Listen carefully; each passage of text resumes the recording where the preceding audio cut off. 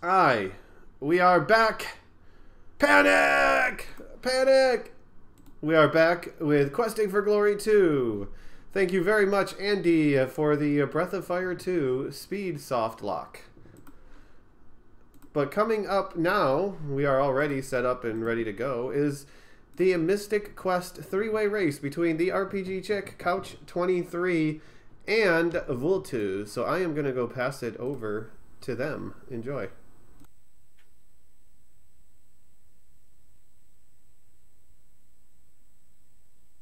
You're live. Good luck. All right, welcome everybody. I am the RPGchick. I am Couch 23. Hi, I'm Vultus. And we're going to be doing an any percent Mystic Quest for you all today. I think we're all ready. Is everybody ready here? I actually need to enter a name. Alright. I let the intro run for all this.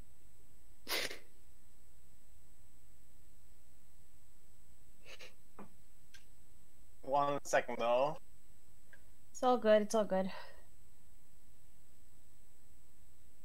Okay, I'm good. All right, I think I'll count us down then. Alrighty. 5, 4, 3, 2, 1, and go. Good luck. Good luck. Good luck. So, welcome everybody to Mystic Quest, the game where the first boss can absolutely destroy your life.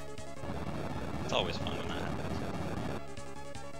The question is who gets to die to the behemoth today? Hopefully nobody. Hopefully.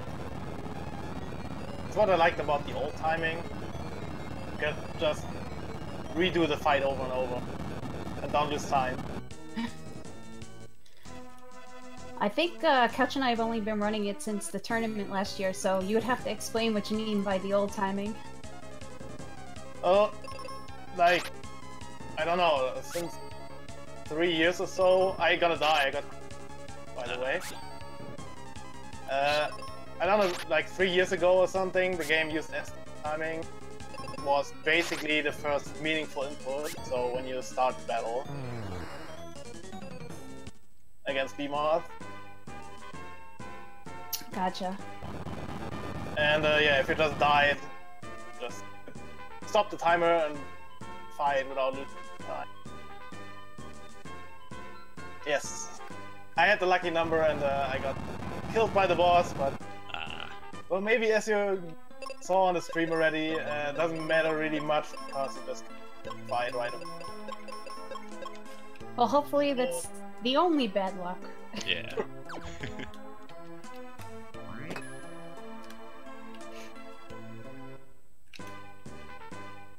So, as we get into the first town, we are going to pick up our first partner. We do basically switch between partners in this run.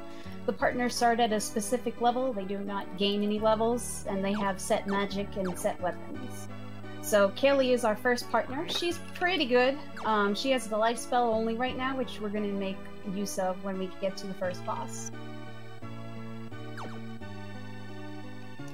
We're also going to pick up our first spell for Ben, which is the Cure spell. Get out of my way, old man. Old man getting in the way today. NPCs are the real VIP, are the real, Boss. the real besties, man. I wish they would be the biggest trouble in the game. Yeah.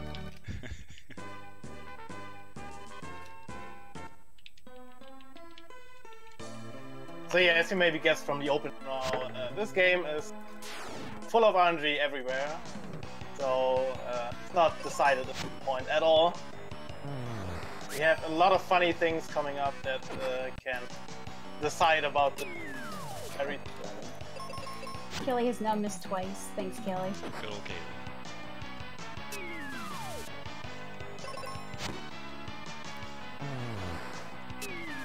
You know, Kelly, you're not supposed to be the one that misses. Tristan is supposed to be the one that misses. Exactly.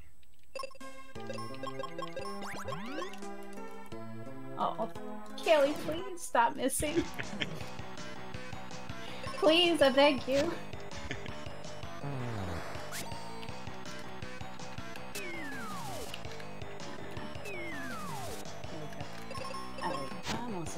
this. The misses are so real. No, no kidding.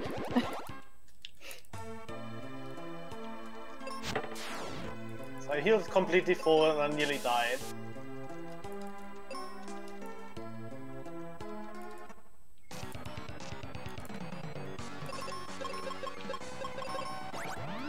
Okay, first boss, I don't know where you guys are, but yeah, you can just use the life spell on the first boss and he dies. Basically, he counts as a zombie. But the zombie status in the game is completely... Oh yeah. It's very out of whack, because there's a lot of creatures you totally would not expect to be weak to the life spell that are weak to the life spell. Yeah, basically like every non-undead enemy you can use the life spell on, and everything that looks undead, like skeleton, whatever is existing in this game, like the life spell doesn't work on. But then it'll work on things like mages or sphinxes and things like that. Yeah. Yeah. So the next boss is a gigantic skeleton dinosaur, and it doesn't work on that boss. Unfortunately. It does in the Japanese version, they fixed it in the version. Oh, does it really? Yeah. So yeah, fun fact about this game, this is the first release of US. They put out the US American version first, then after that they released the Japanese and the European version. Got a couple fixes, for example the life spell.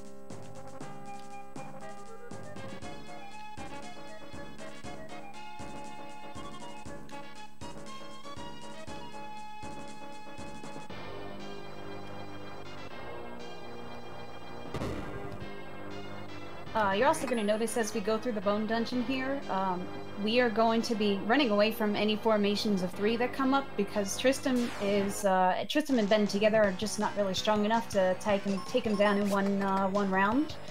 So if it's a formation of 3, we'll run away. If it's not, then we'll just stay and fight. One of the main things is to try to get through all the battles as fast as you possibly can, of course. Yeah. Having an extra round can really cost you some time.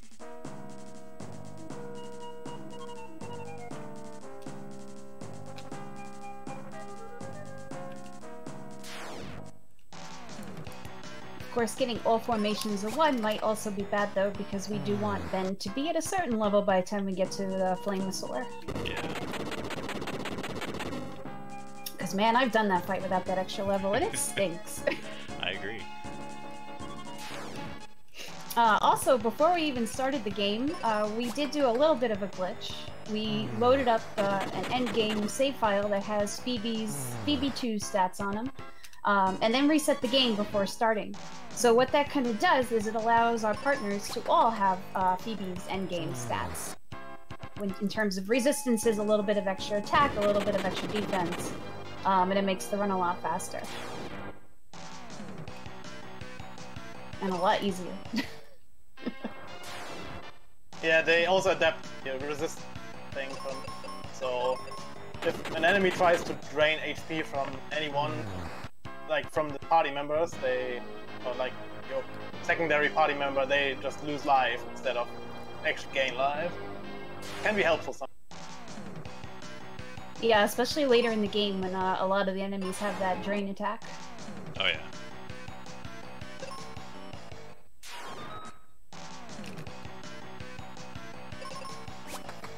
Why are there so many concerned Frosias and Doges in the chat?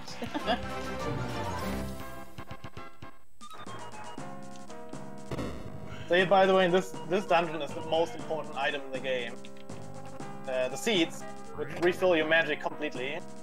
And like right now, after you picked up seeds, speedrun, and you get a bad formation, just use a seed and run away after that. Basically, the game makes you think that you used the seed, but since you ran away, you didn't. Refills your 1 seed in your inventory. You get 1 more seed out of that situation.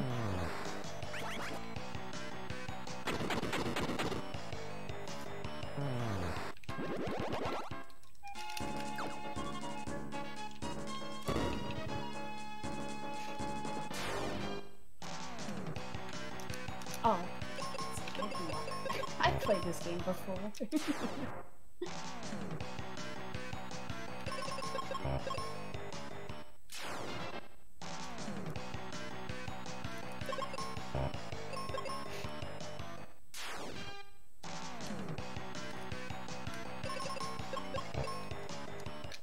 Forgot to turn off the alerts, Couch. Yeah, I just fixed that. I realized that as soon as I heard it. Sorry about that.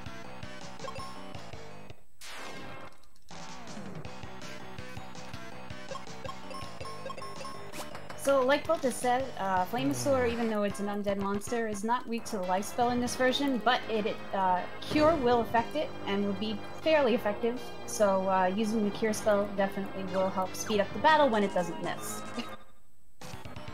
White magic is somewhat tied into how you attack, so it does have a chance to miss, unlike all the rest of the spells do.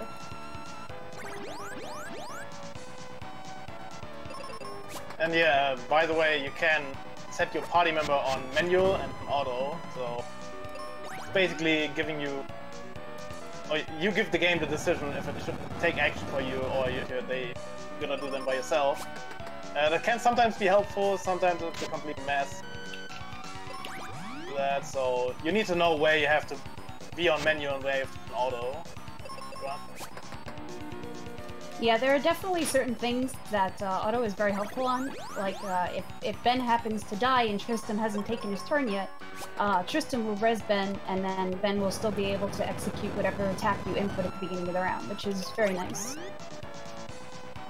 Same goes for if you drop below 50% health in battle, then you can switch to auto and your AI party member automatically heals you. Sometimes you can take advantage of that, sometimes it annoys you. Want to have a fast auto turn, but then you figure out, oh, you're too lone. Well, my party member healed. Yeah, that's always super helpful. And if your partner happens to drop mid health in the middle of a turn too, they'll heal themselves too, of course, like double heal.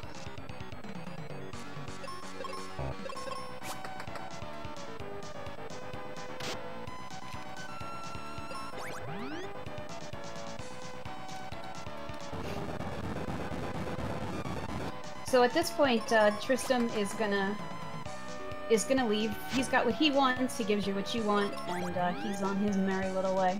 And we gotta unfortunately make our way back out of the bone dungeon, but we are gonna pick up the steel shield on our way out. If I recall correctly, steel shield gives us a little extra agility. Yeah. Yeah, exactly.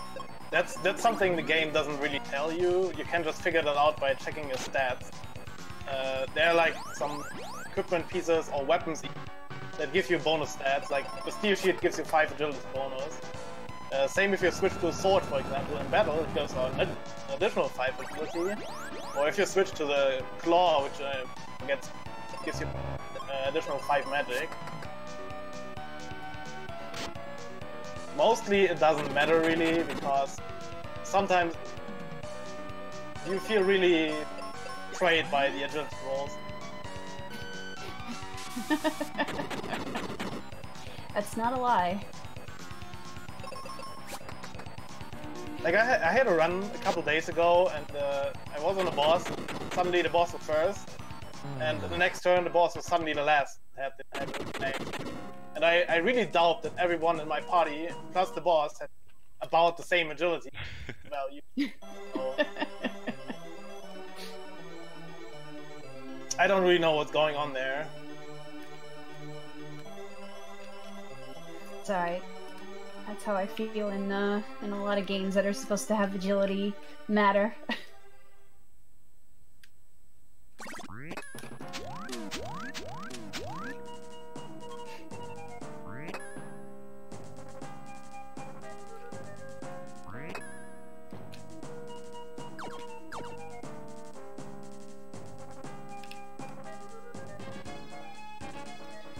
But, so now that you've given Kelly the elixir and she's going to get better again, we're going to head off into the next area, which is a frozen wasteland, which is Aquaria, and we're going to pick up the best partner, in my opinion. Agree with you on Best that in one. stats, ability. Worst in behavior. Well, yes and no. Sometimes Phoebe's AI is intelligent. Sometimes it's not.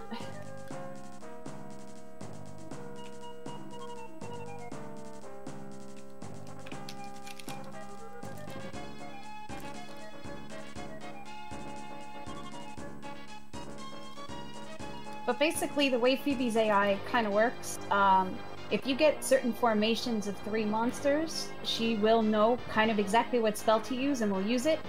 As soon as one of those monsters changes, though, she's like, oh, I don't know what to do with this anymore, and you kind of have to switch over to manual, so sometimes switching back and forth is a bit of a pain.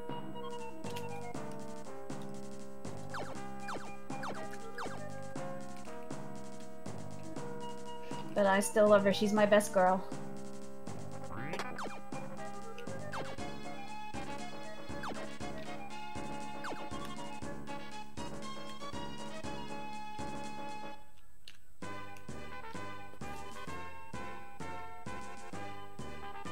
And as you maybe see, Phoebe is super strong, level 15. Well, the AI doesn't level yet at all, so she will stay level 15 for the entire time she will be with us. So instead of leveling the characters with you, they just put them in an extremely high level where you can expect to be at the end of the areas, basically. Yeah, if you play it casually though, and you like kill everything, then will end up a higher level than your partner though.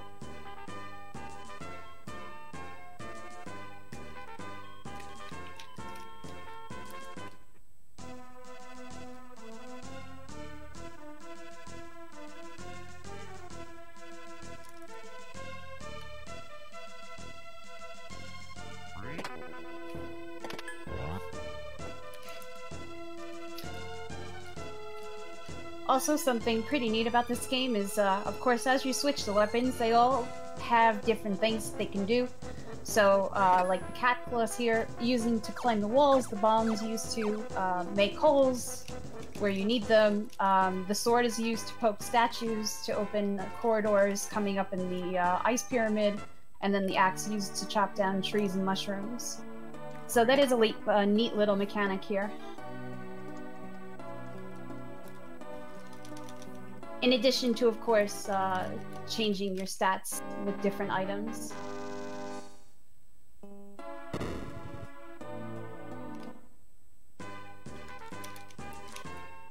But yeah, casually, this is a really beginner-friendly game. Giving, you saw already, like if you die in a battle, you just respawn right in the same fight. You can redo it every single time, or as often as you want. That's my favorite feature. Yeah, same. No need to safety save.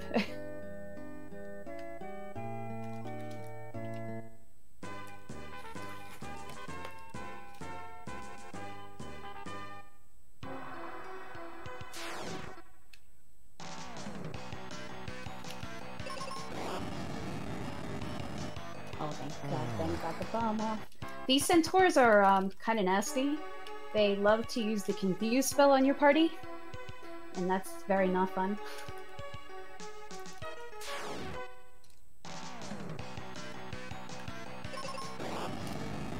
Yeah, if you're confused, you're gonna do some really stupid action.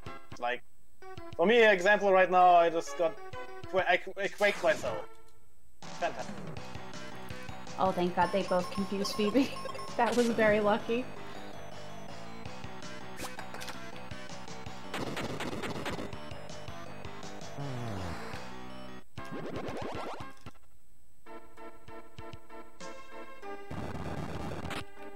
So yeah, I didn't pay attention, I was pretty low on Phoebe healed, ruined the entire battle, basically.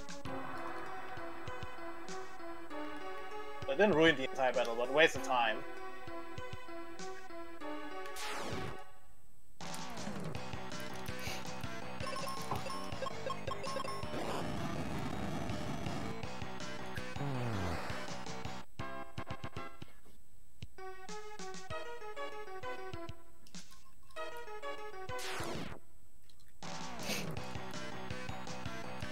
And in a lot of these dungeons, there's like mini boss fights, and you'll see this coming up, which is the squid fight.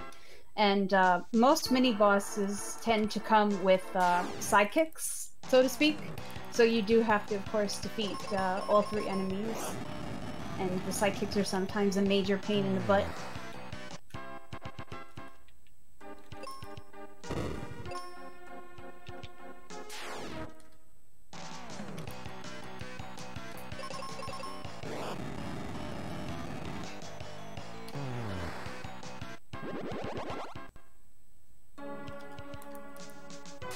Also, another nice feature of this game is that the game kind of has a bit of a memory cursor for your partner, at least. I don't know about Ben, but for your partner.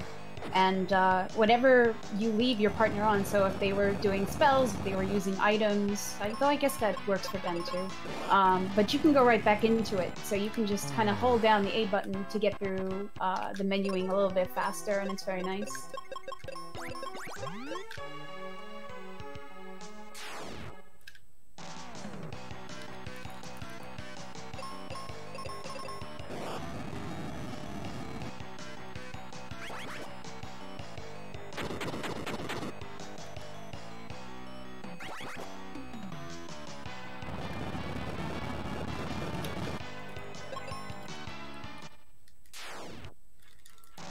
Come on, Phoebe, I need you to crit.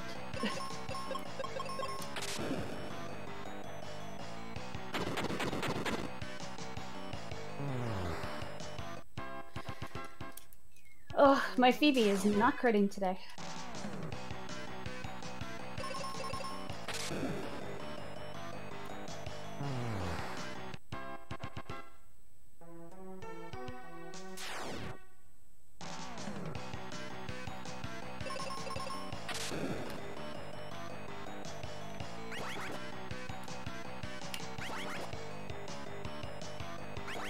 The rails are strong for me.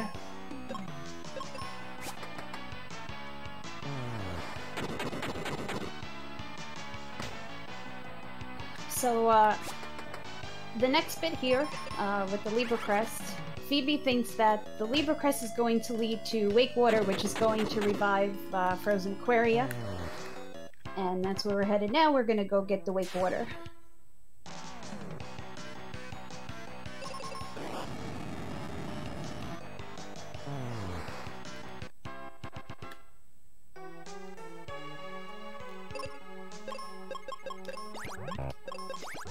I think I still need to do one more seed dupe. I need to not forget that.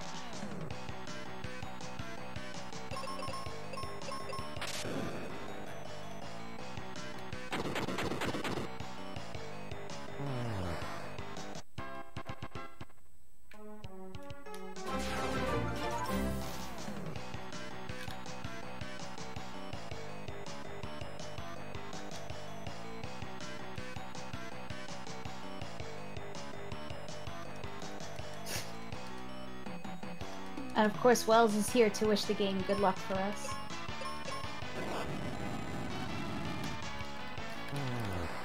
Sorry again for that notification. Apparently it does it on both captures, so I got it fixed this time.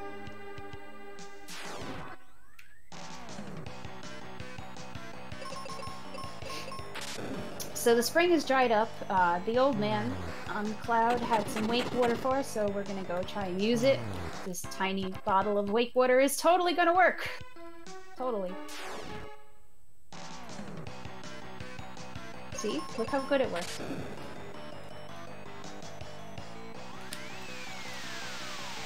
Well, I only have 2 scenes high spirits, so hopefully it's fixed.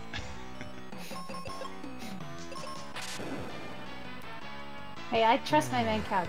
I say he's got it. Yeah, I had to do all my seeds in cave. Oh man, I hate when that happens. I think I'm just gonna be safe and dupe my last one here. There we go. Now I'm happy.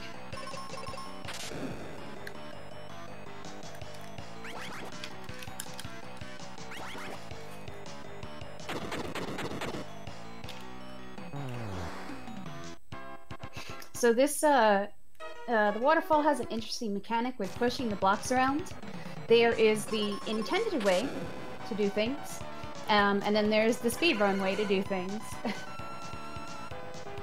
So the intended way to do things technically has you going coming up and around, down to the left, and then the same thing kind of over on the right-hand side. But we're gonna skip the upper right-hand corner here.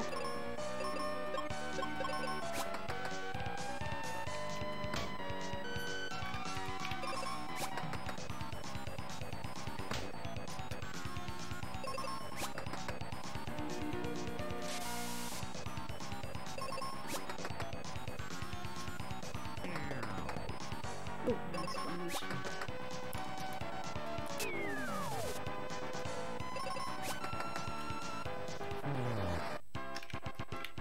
So, also at the beginning of the game, we kind of want Ben to hit certain levels just to make the fights a little bit safer for him. As we get closer to the end, though, especially around Pazuzu's tower and beyond, we kind of want to keep his levels low for the sake of the glitch we use at the end of the game.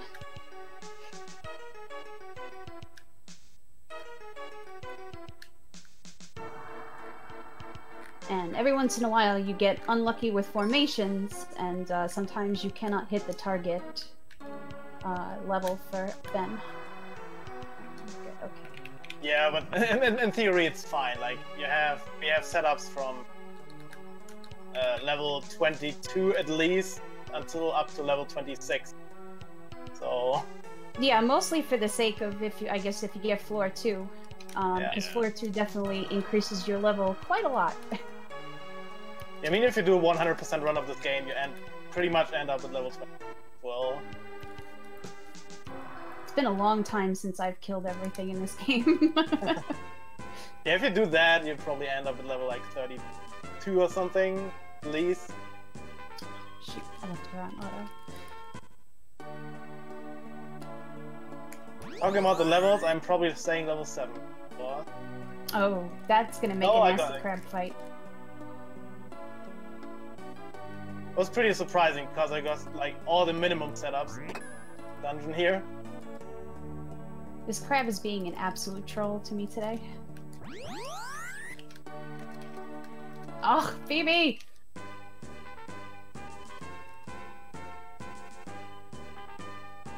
Oh my gosh. Well, there goes one crab fight. Time to catch up again. He just kept confusing my Phoebe, and that was very unlucky.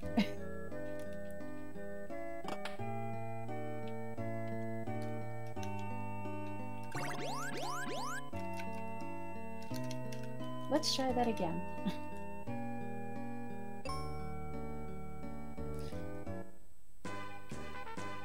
Actually, let's do this. Alright, there we go. Say there are different strategies. The way you can use the bombs, which are consistent damage because bombs never miss, or you just also can use the axe instead because the snow crab is weak against the axe attack, and it does a little more damage, but the axe has a chance to miss. It's a risk-reward thing. Oh my gosh, confusion is like in full swing for me today. It just allows me time to catch up. Alright, there we go. Holy shnikes, that was a fight.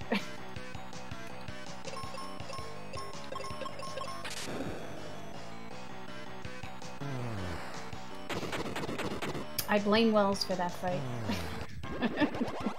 And I got the useless crit. Nice. Take.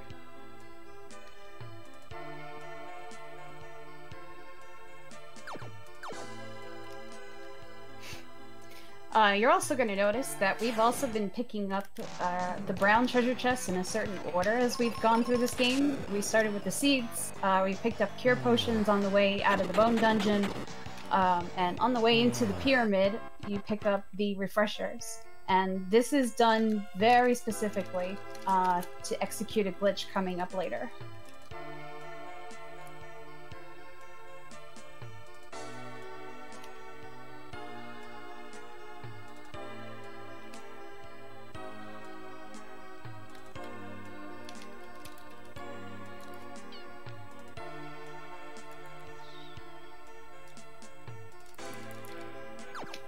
Hunt crab with nutcrackers? What? This chat's gone weird.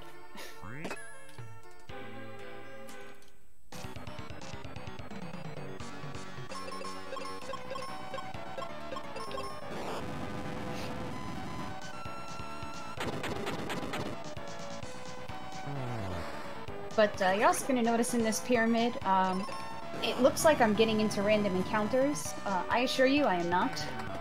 The monsters in the pyramid are invisible. If you're doing Hundo, there is a magic mirror all the way on the right-hand side of the first floor, which makes the monsters visible again. But other than that, it's pretty useless. It makes the feature pretty much obsolete right at the start of the dungeon. Because you have to do like two encounters in the pyramid, and then you get the item to feel all the monsters. Exactly.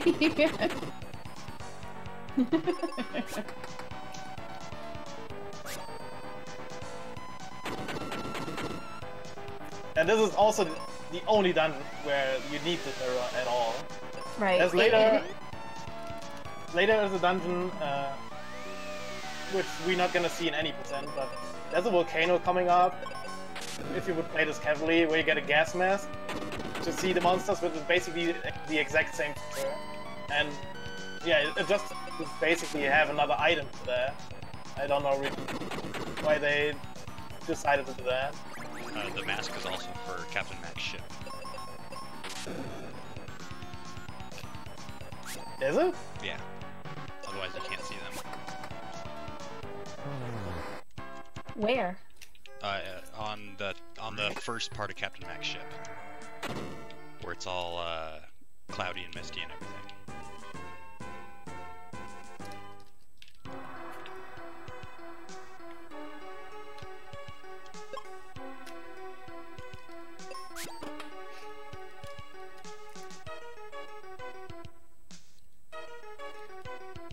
Okay, Also, this pyramid is one of the longer dungeons. We're gonna be here a while.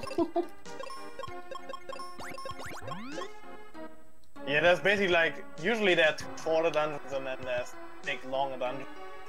So, yeah, well, not always the case, but in general this is the term of But luckily the pyramid is the last dungeon that we will not be able to exit out of, because once we're done in here, we do get the exit spell from one of the battlefields.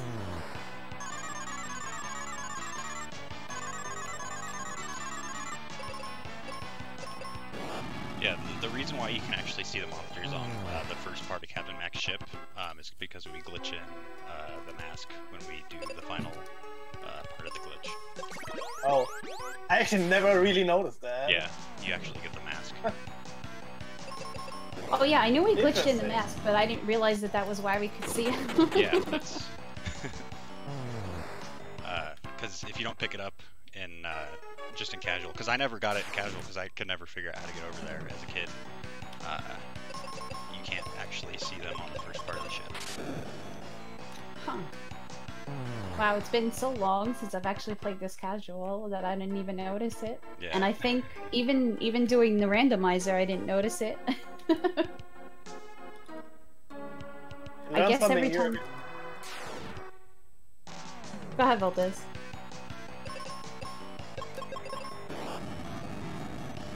What, not?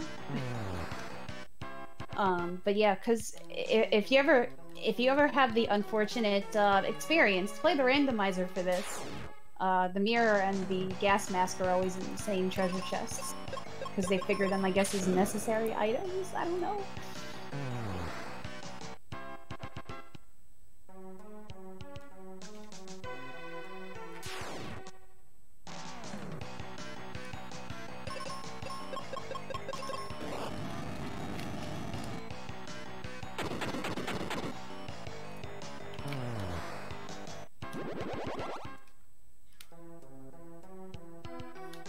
That's a much better formation. Thank you, game. Also, enemy magic can crit. Your magic cannot.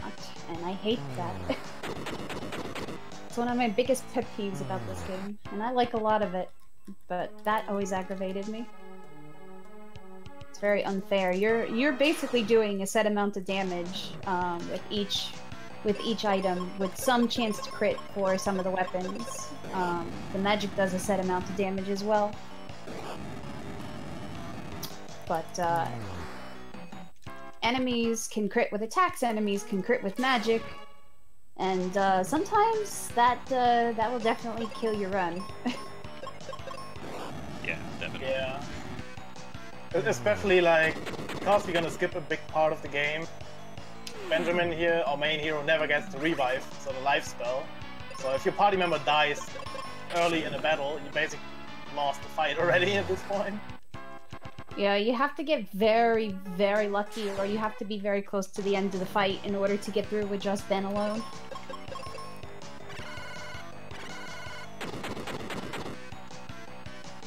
Because I'm super far behind in experience. I got level 10 like 2 battles later. Good.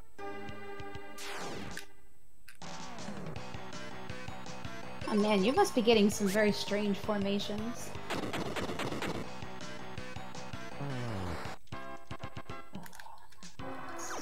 There we go.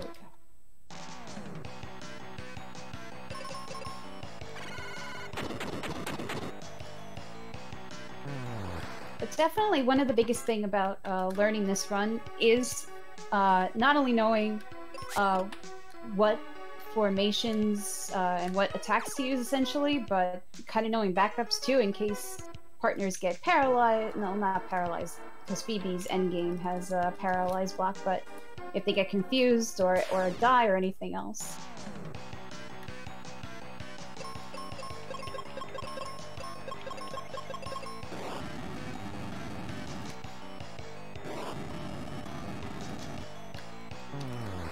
Yeah, if you're really masochistic enough to learn this game, there's a really detailed speedrun guide by our good friend Amagus, who published one on gamefaq.com. Basically clears out every single encounter what you have to. So, if you really consider learning this game, you check that out. Yeah, I think that's how, I know that's how, mostly how I learned. Yeah, same here. Although I had also a lot of help from Silverfire and Miss Liu.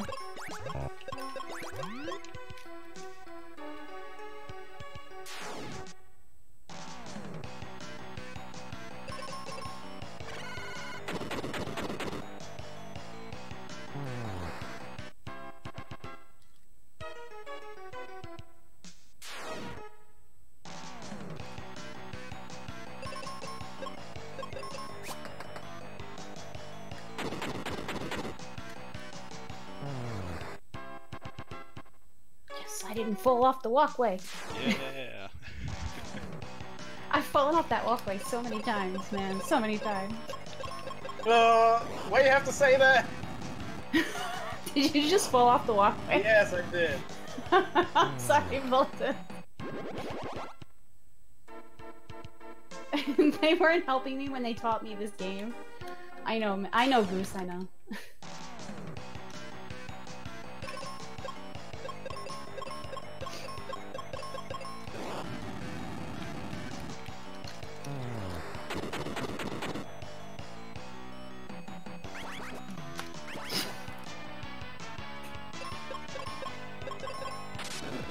Maybe you noticed it already. There's like, you have the standard movement, but you also can jump over gaps and stuff like that. Back in the day, I used to walk around, you jumped consistently, but at some point, I think FFGamer86 told me, hey, jumping is 1 frame slower than just normally walking. So I was very sad when I found that out. Just the jumping sound is so cool. I wanted to jump everywhere, man. I really did.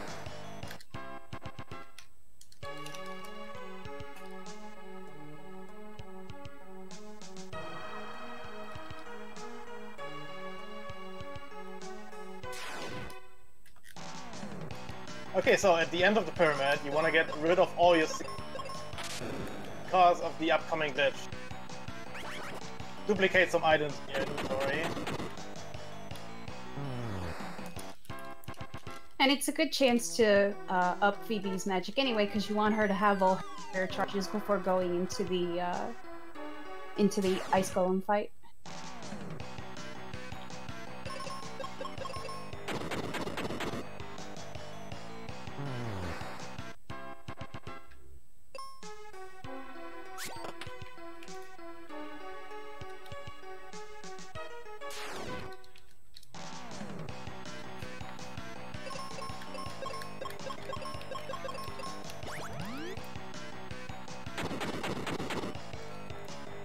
Last enemy had the riddle. Did you get riddled? Yeah, but it wasn't that bad. Yeah, I got lucky. I got riddled and then used bombs 11. anyway. But it's a really nice, tight thing. Hit level 11 before the ice golem, because it is a little safer, and during his, I don't know what the attack is exactly named, but there's an attack that looks like a waterfall, and if he does it twice, you're basically dead on level 2.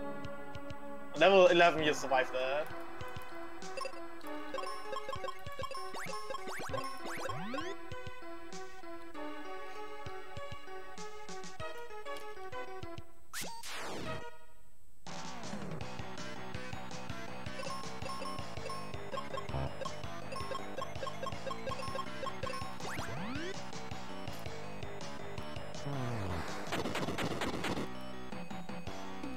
Yeah, that water spell is like the only spell that with the golem that gets used in the game that kind of doesn't work in our favor for being a drain attack.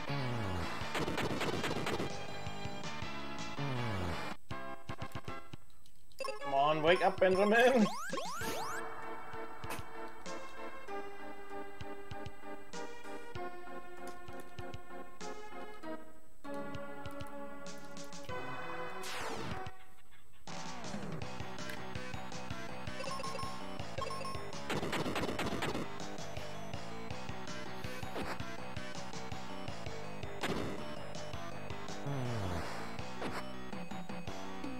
So now, second crystal, and Phoebe unfortunately is gonna leave us. Very sad.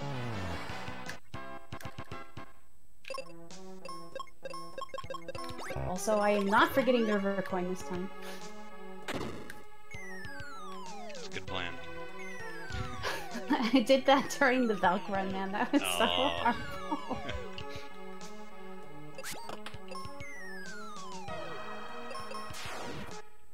Yeah, missing key items in the dungeon is the worst you can do, because if you leave the dungeon and re-enter, everything is respawned, so you have to fight your way back up. And not only do you have to fight your way back, but you have to do it with just Benjamin since Phoebe's gone. Yeah.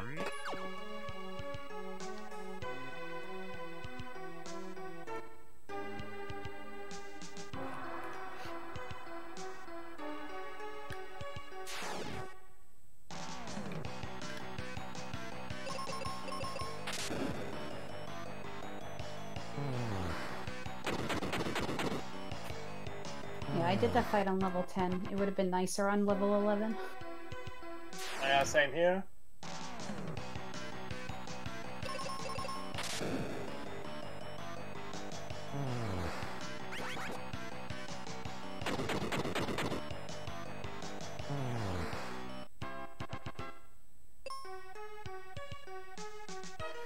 Alright, time to see how many sphinxes the game gives me today.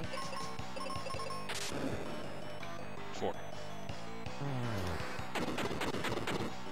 Lately I'm praised swings.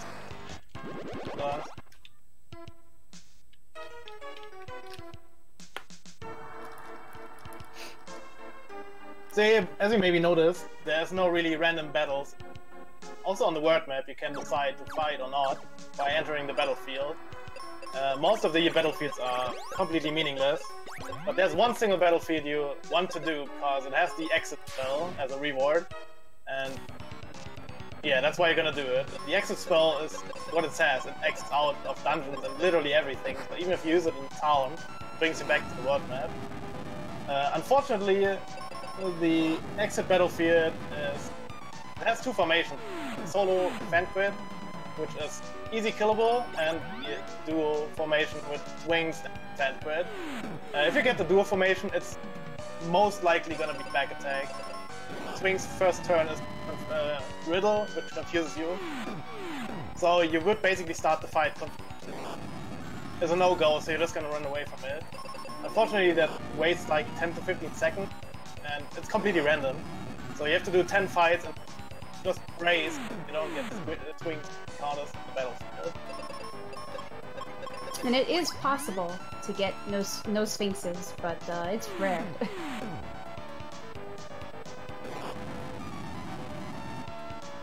So you can either get very lucky or very unlucky. Yeah, the range goes between 0 and, I don't know, I think Jenya got 16 at some point. Why does that not surprise me?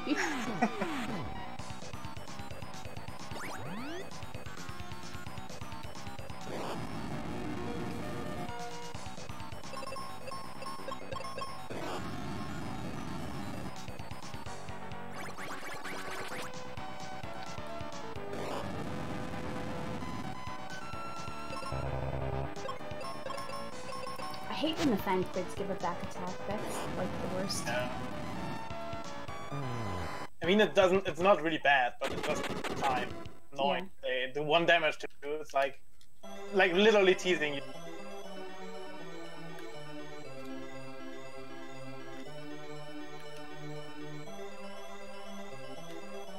I was like, what, number 3 or 4 for John?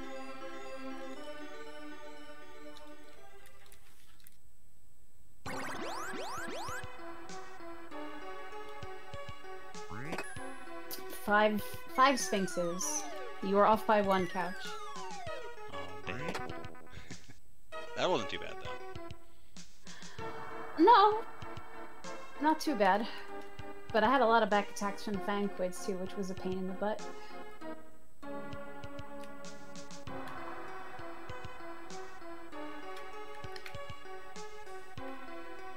So yeah, as I said, it's like 10 to 15 second time loss if you get swing counters. So getting 4 of these and you lose a minute, and that's super fun to be attempt. You're suddenly just a little bit ahead, and then you all of a sudden you're 1.5 minutes behind. Lit. Yep, basically.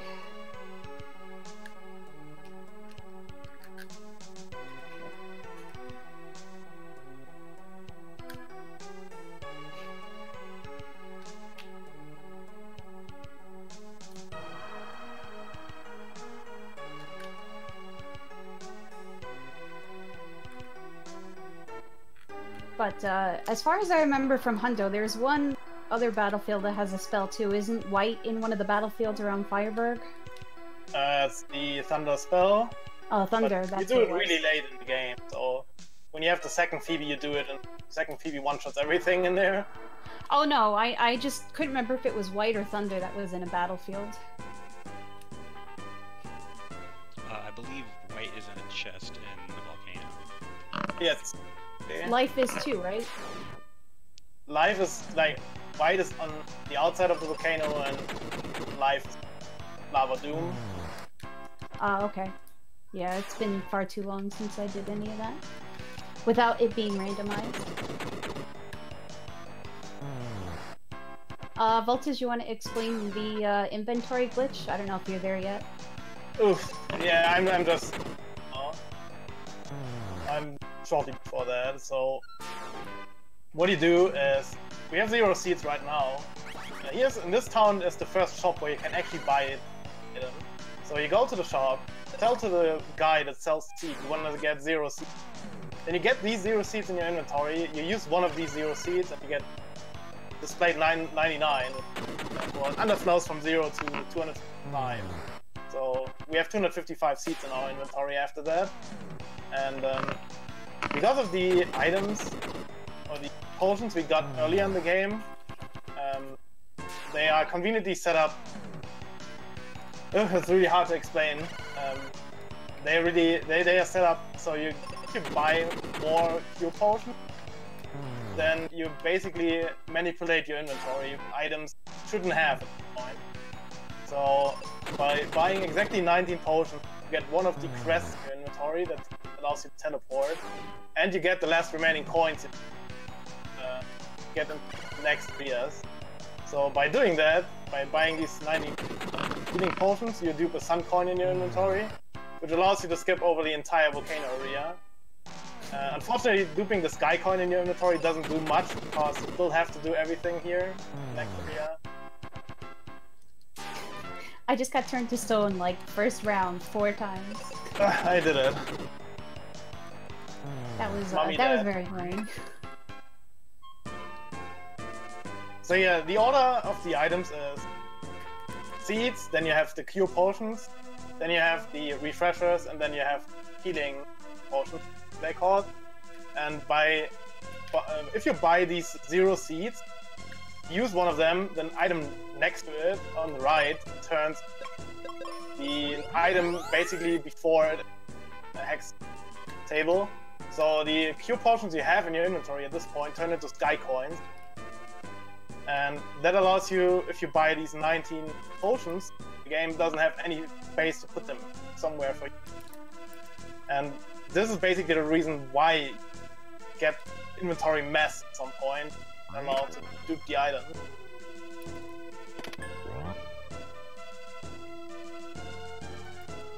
Yeah, and I think if you accidentally pick up cure potions in a brown chest or something, it messes it up, yeah? Yes, exactly. Yeah. So you wanna, at this point, you don't wanna open any brown chests, because it would mess up your duped item inventory right now. Or basically, you only wanna open chests where you know there are bombs in it, because you have a bomb. Yeah, there'll be a point later in the game where we're gonna do a second glitch, but on the other side of the inventory with where the heal potions are, but we don't want anything else taking up that spot for the time being.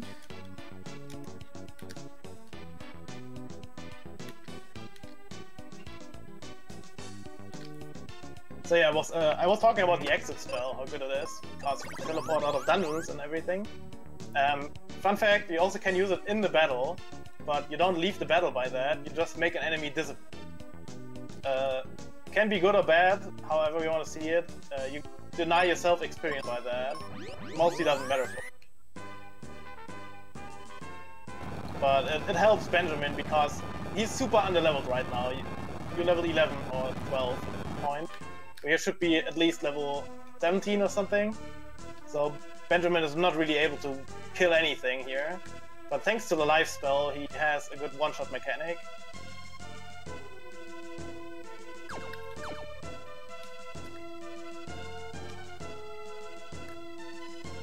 Yeah, it'll also be usable later on in the game, where there are some bosses that don't necessarily have the right boss flags programmed in, and we'll be able to use the exit spell on them as well.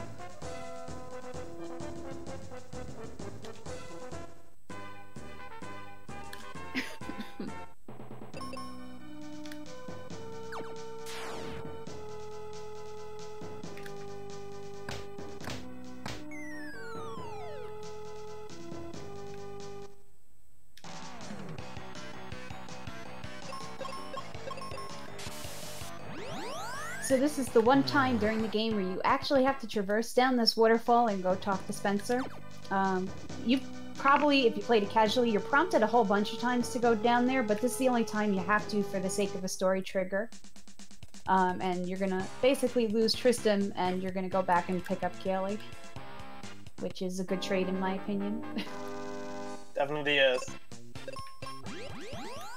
Kelly's gonna come back with a stronger axe and the arrow spell, and the arrow spell is something that almost every creature in the Windia area is weak to. So she becomes very useful in this part.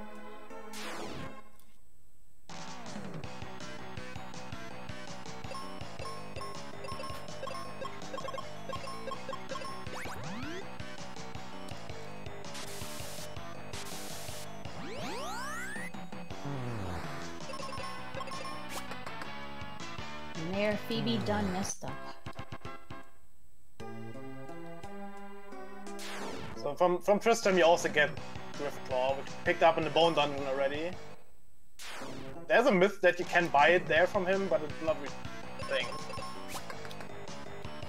So at this point you get officially the Griffin Claw, which has another function, which is basically a hook shot. So, and we're gonna need it right in the next. My least favorite dungeon of the game.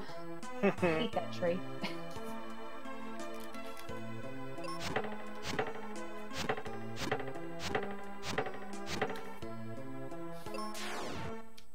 So the tree is probably the longest dungeon, unless you're getting floor 2 in Pazuzu's tower. But tree is definitely a bit of a slog to go through. Yeah, it has a lot of encounters that can go wrong. You have a lot of these formations. You want to have low formation to clean the fights way faster.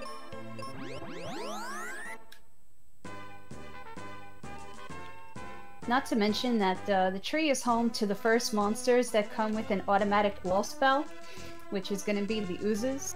And unlike in other games, when monsters have a wall spell and it gets reflected back at you, it's maybe some percentage of the damage. But when it gets reflected back by the oozes or anything else that has an auto wall, it is 100% going to just wreck your life. I have no exit charges, whoops.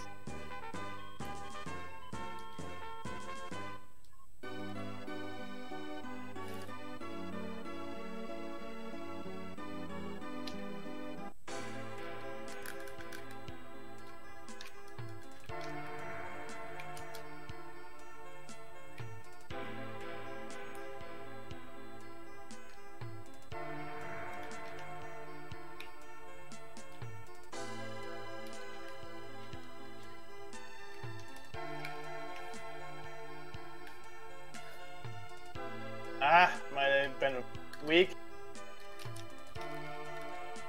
There's a setup here in the forest where you can, if you equip the Claw on Benjamin and use the arrow spell, he's theory able to kill the mummy, but only on level 12, because on level 11 he does 683 damage. Claw equipped and used the spell. On level 12, however, he is doing 685 damage, so 2 damage more, and that actually...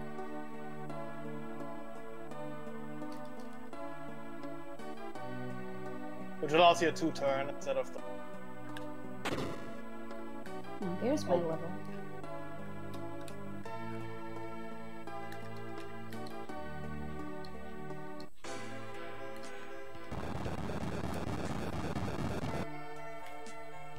We just get 2 enemies to begin with, and Katie one-shots them right away. Better, of course. As long as you remember to target all, of course. Unlike I did in the first mummy fight. I'm gonna heal my Kaylee. So, life is a very nifty little effect in battle. Even if your character is not dead, it will bring you full life and heal any status ailments. Unfortunately, though, if you use that spell in the inventory, it only gives you full life back.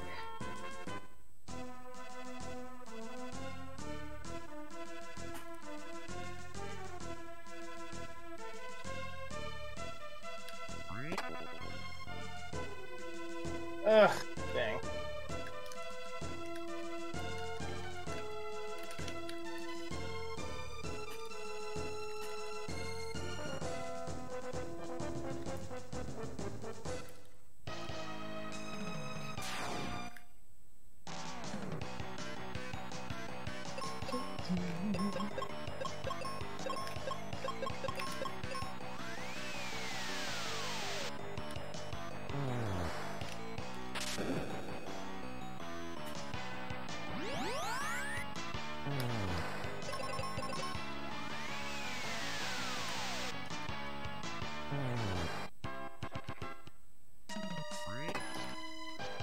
I love that thing as a hook shot.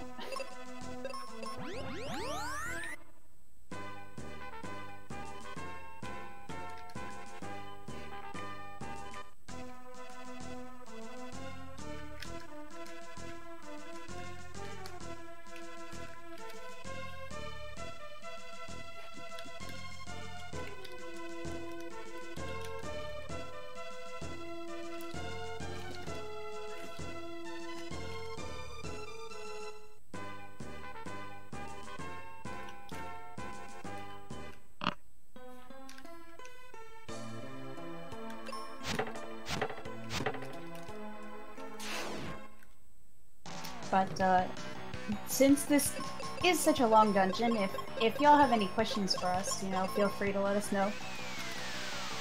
Because outside of trying to get through the monster formations, there is not too much to say about this dungeon. Oh shoot, I did that. Sorry.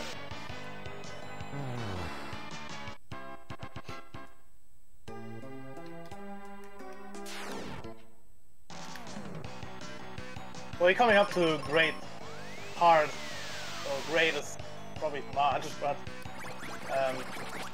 like the part with the worms, you're gonna see like one of the random parts about it, where you just want to get only 2 worms per battle instead of 3 worms, because 2 worm encounter is like, okay, if Kaylee is strong enough to one-shot 2 worms at the same time, but if there are 3 worms, Kaylee can't do that. You need to have different battles set up for that, and it's definitely longer to have 3 worms. So you just wanna went through here and pray that you get good encounter formations all the way through the worm room.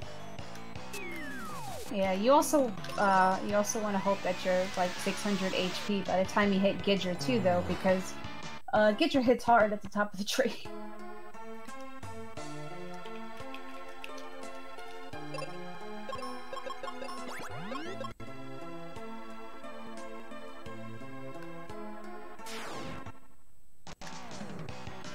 And if you're a little under leveled with Ben, it definitely makes the Gidger fight a lot more difficult, because he can pretty much one-shot you with certain attacks. It's not much better, but I'll take it. Yeah, if you get an early use here, you're just gonna run away most of the time.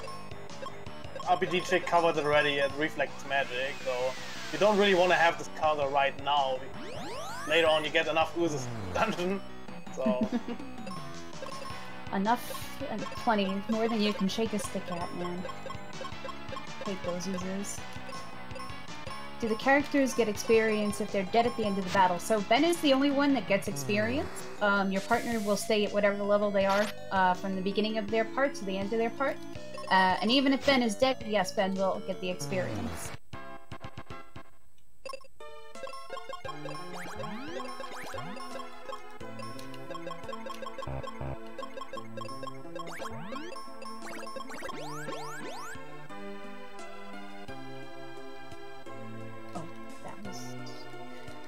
Well, the run might be close right now, but that can definitely change.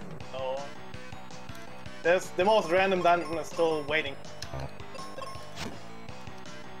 Yeah, the floor that Pazuzu is on will pretty much determine the race for the most part, unless some of us get the same floor.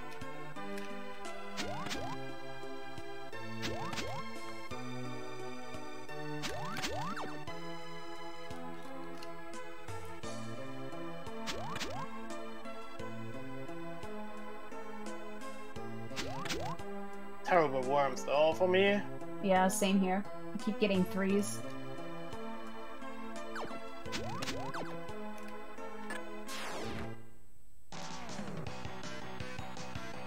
They also have the nasty ability. Like this whirlwind attack they do, it is actually a slow down.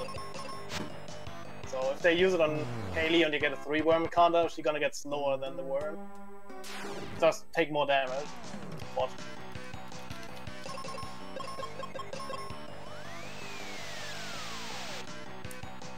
The nice thing is, though, is with the underflow in the inventory to 255 seeds, you really can use all the seeds your heart desires for the rest of the run, pretty much. Like, no way you're gonna... Like, if you really see the counter decrease to 98 at some point, you definitely got some really great luck at the run. But that should never, never, never happen.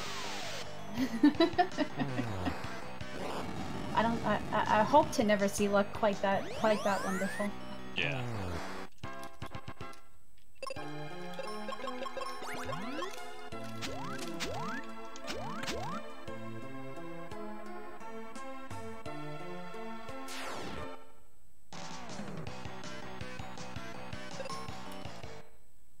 Oh. Forgot this.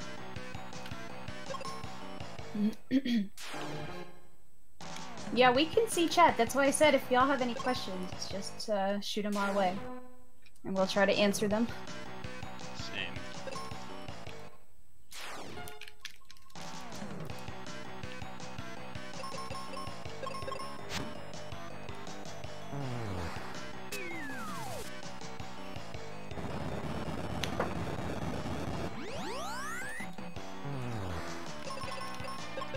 So, talking about the magic, we haven't mentioned that yet. You don't have like a mana pool in this game, you have like classes of magic. So you have white magic, black magic, and wizard magic. The white magic is all the healing stuff. Black magic is like arrow, fire, the snowman that you never see, and wind spell. And then later on you're gonna see soonish is the wizard spells. Meteor and flare and stuff like that. And as I said, like every of these classes have their own mana pools, so you need to watch out when you use which magic spell to refresh better or optimize your refreshing spells.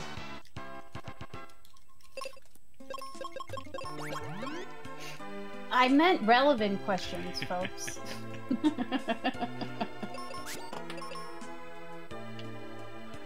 Also, along with all the awesome stuff that the Dragon Claw can do, it does have, I think it's Stone Touch. Yeah. So it can instantly kill enemies because once they're petrified, there's nobody there to heal them up and bring them back. So it's like an insta-kill.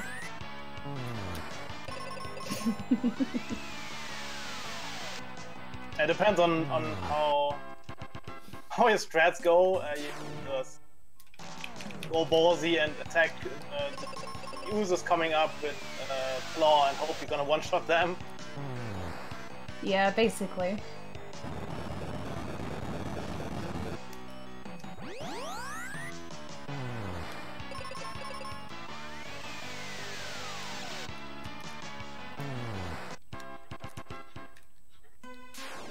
Aquios, there is actually a version of some of the songs that are kind of like metal versions, if you have never heard them. I strongly suggest going to look them up and listening to them because they are very awesome. They're starting my fight. Why do you have a different graphics? I guess, I don't know, like I'm playing on console, I don't know about the other guys. Oh, I play on console as well. Yeah, same. Okay, so everybody's on console, then why it looks different is the clear answers then us. We all play on console and we probably all use different capture cards or different settings for the capture card. So, depends on how you set up the game. I turned a little bit up the brightness and stuff. Looks a little bit more clear in my opinion.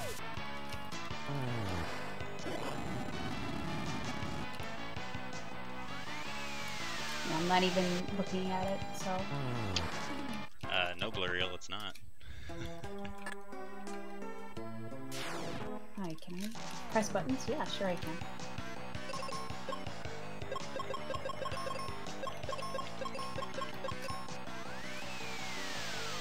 Okay, same for the worm fights, goes here for the ooze room, where you have like either two oozes or two oozes and a skeleton. Yeah, Which just is hope for the two oozes. again. There's hope for the two oozes, but yeah, for me it's like, of course, it's not good setup. Keep getting skeletons with my oozes and I don't... Well, you don't want to mix skeletons with your uses. I feel like it's pretty messy.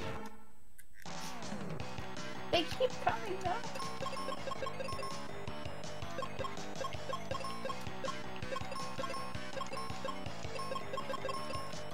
Oh my gosh. Oozes, go away. Go away. What's the difference between skipping firework and the root part? You save about half an hour of the run. Because you're gonna skip all the firework area and stuff like that. So before that glitch was discovered, the world record was, I think, 2 hours 28 or something. And the recent world record is 1 hour 50. So it dropped by about half an hour.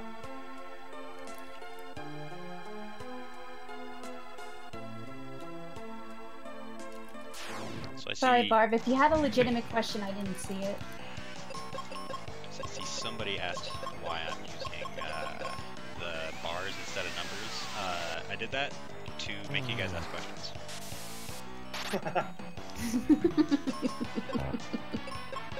Well, bars are harder to...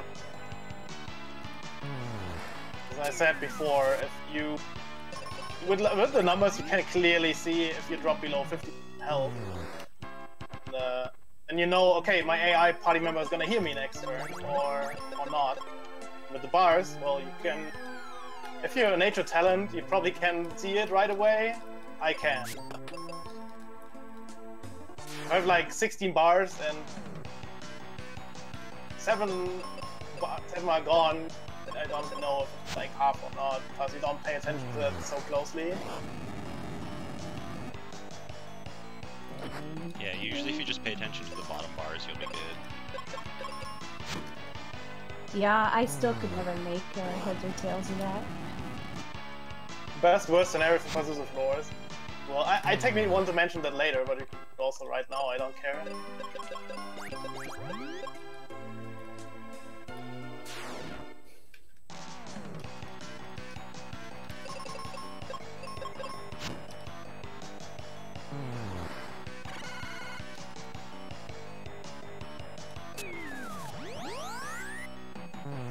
I'm gonna save it for later then, because Pazuzu's Tower has probably the same problem as this dungeon here, that we have a lot of encounters and not really much to say at this point. Yeah.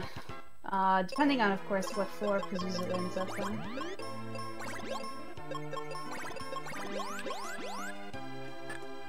Each floor kind of has its own strategy to get around and what to do.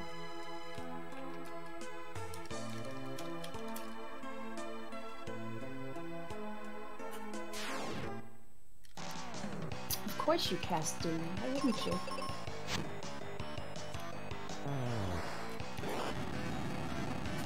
This is also the start of the area where monsters have basically death spells. And they love to use them. On you, many times.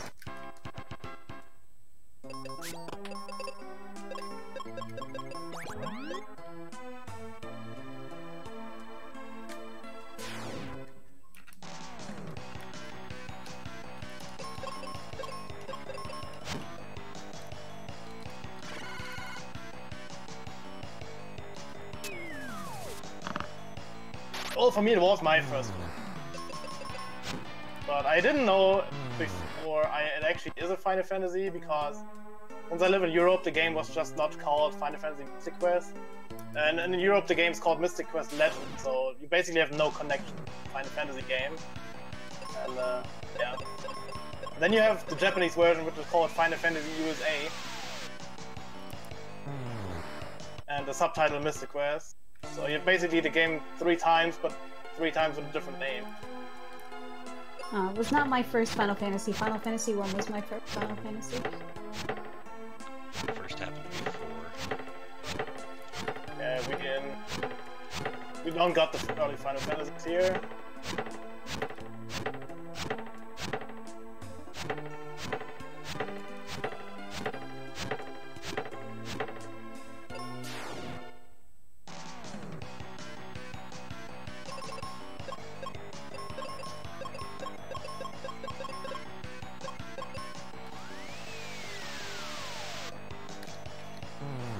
Also, good kid. That was a pretty nice Gidra fight.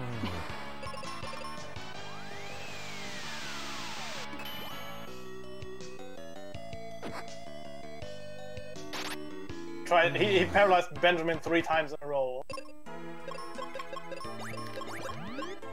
That's very unlucky. It's a good thing our partners can't get paralyzed.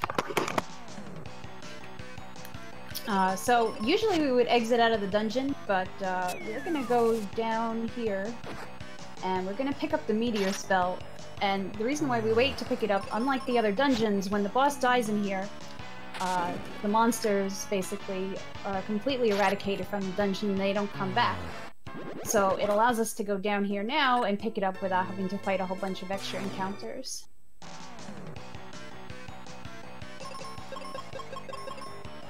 Just have to chop down a whole bunch of mushrooms.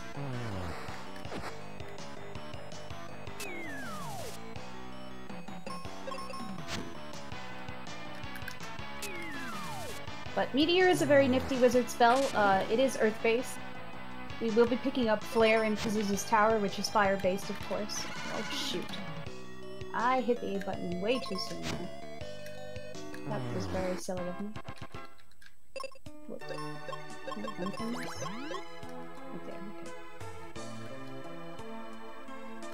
Don't mash the A button, kids.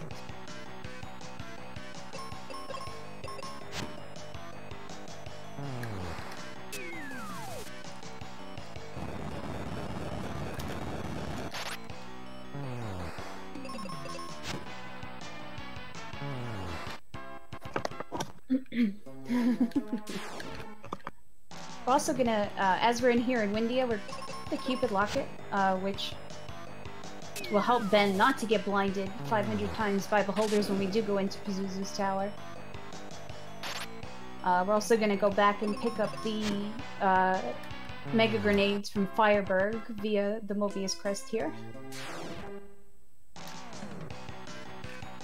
We don't need them for Mount Gale, or even Pazuzu's tower, but we will need them when we get to Doom Castle at the very end.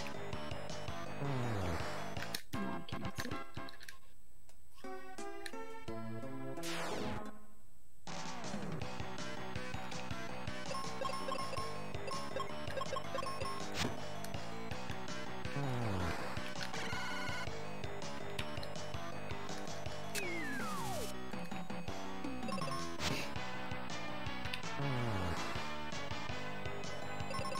Luckily, Mount Gale here is one of the shorter dungeons. The boss, Delahan, can be a bit of a pain, depending on how many times he wants to cast Doom on Kaylee. Yeah, Delahan is the first boss that has mechanic. So, if he uses early on Kaylee, you literally do.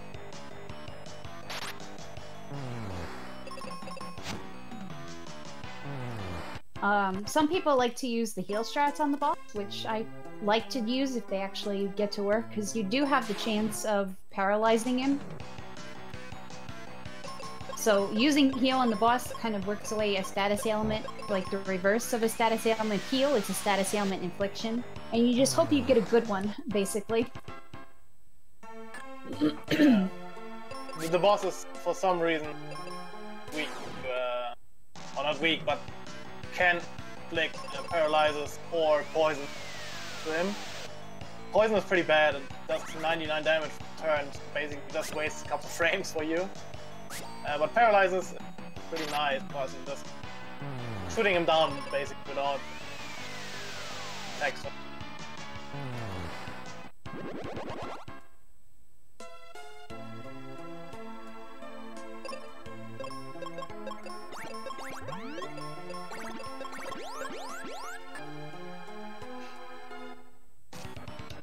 But luckily, most of the things here on Mount Gale are pretty weak to the Earth element, and Meteor makes the fights pretty simple. Yeah, out of the sudden, because of the Meteor pickup, Benjamin got 100 times more useful.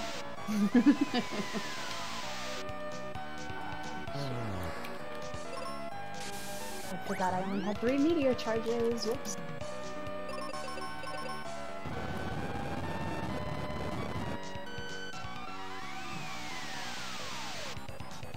Oh, by the way, there's also a nice thing. There's also a thing that can happen. The positions on your spell menu are fixed, so if you just mash and go into your menu and go into your spell menu, you maybe exit out of a dungeon. That was pretty bad, because especially like you're gonna heal up in dungeons mostly, or refresh your magic. If you're hasty, you maybe skip over your down press, and well, then you teleport out of the dungeon instead of healing yourself. But yeah. Yeah, I've done that one time in Doom Castle.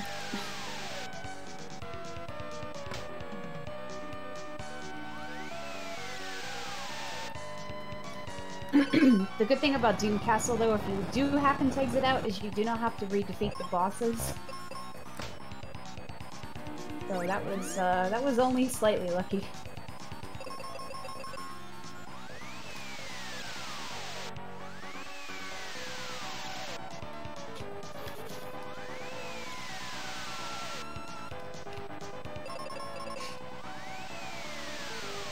So yeah, on the other hand, just pray not get Doom danced. Basically, get lucky in the first few turns that Kaylee can heal him, and otherwise go.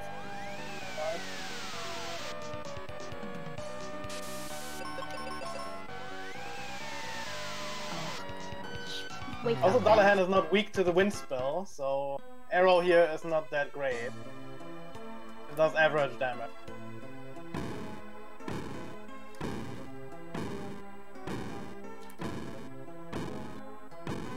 Come on, Kaylee, I need you to wake up, honey.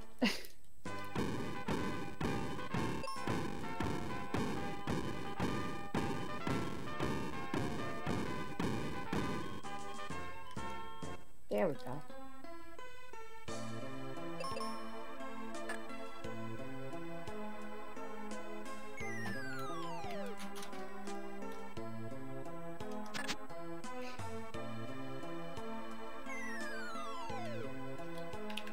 Was lucky. Okay. That was not. Crud. Just got doom danced. Just got double doom danced. Good golly. Dullahan, please.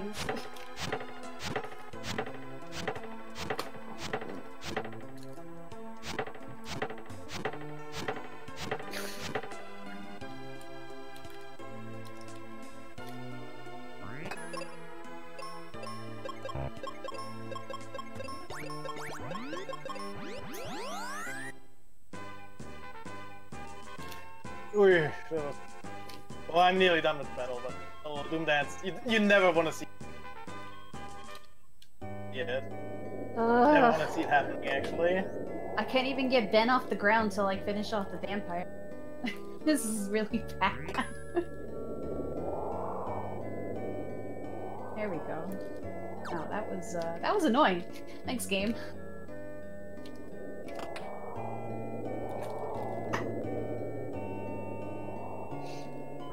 Also, I do really like the touch from the game that not only is he headless, but his horse is also headless.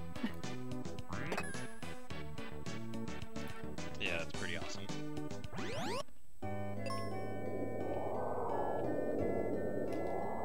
And it does luckily stay that way on the recolors too.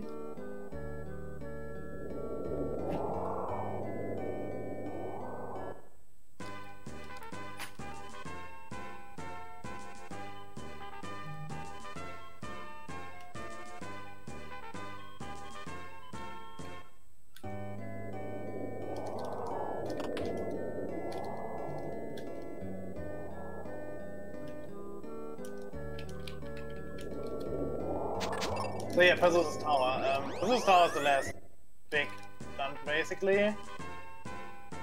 So, in terms of the normal dungeon, we have still Doom Castle left, the last dungeon. But, yeah, the game is divided in 4 areas. Pazuzu's Tower is the last dungeon of the 4 areas. Yeah, Pazuzu's Tower is a little bit unique, because you have... You can talk to the boss right away when you enter the dungeon, but it doesn't really do anything, because the first time you talk to Pazuzu, you see him in the dungeon, he teleports away. Well, at least it looks like, because he's sitting in an elevator, and he's keep using his elevator till you hit a couple switches to block the elevator shaft.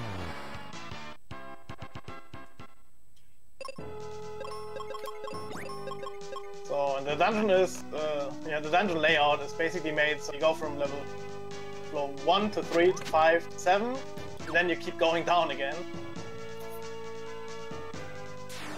And because of that layout, yeah, I guess I'm gonna tell later. I just need to recover now because I'm doing a lot of bad decisions. That's okay. Bad decisions usually start to happen to me around the tree. Because I just get tired of mashing. I just got in the first bird battle in the tower and it was a bad setup and tried to run away like 5 times. Never worked. I decided to just take the battle. Yeah, these beholders are the other enemy that have a 100% reflect wall all the time, but they are luckily weak to the bombs, which is nice.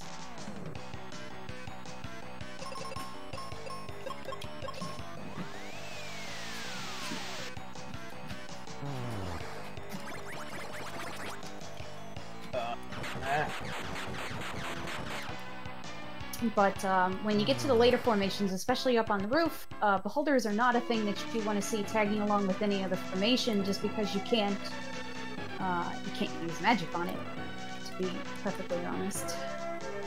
Especially once you get the flare spell, you really don't want to see them in other formations. Okay, I recovered now. So yeah, Pazuzu's tower again. As I said, he sits in his elevator, and if you keep talking to him without hitting the switches, he basically rides up and down his tower here. So you talk to him the first time, then you're gonna hit the switches, and then talk to him the second time. You're gonna fight him. Yeah. The problem about this is, where is he? Talk to the first time. So he teleports to any floor basically, except floor 7. And yeah, where he goes is completely random, based on the frame. Talk to him, so it's not really manipulate. You can't really manipulate it, at least not in RTA. So you have to take the random result what you get. You're unfortunate because, as you may see, we're nearly 1.5 hours into the run. We have the biggest random decision of the game right now. Yeah, it really kind of stinks that the biggest part of RNG in this game comes so close to the end and can just absolutely destroy your PB. So what you want to see is, after the first time you talk to him, you want to see him appear on floor 6, because that is the first time you can actually meet him again and you have hit the switch. Yeah, then basically from there on it doesn't really matter in terms of PBs, but in order for the best floors, it would be 6, 1, 5, 4, and then floor 2 at the end. And yeah, between floor 6 and floor 2, there are at least 10 minutes, I would say. At least. Yeah. So even like floor 6 and floor 1 are like 3 to 4 minutes already. And everything between that is plus 5 minutes, so on. So if you really go for PB attempts, what you should never do, then you have to get a floor 6 basically. If you don't have a really insane run, like if you don't get lucky, if you get lucky everywhere else and get a floor, not a floor 6, you still can sub 2 the game, but not a common.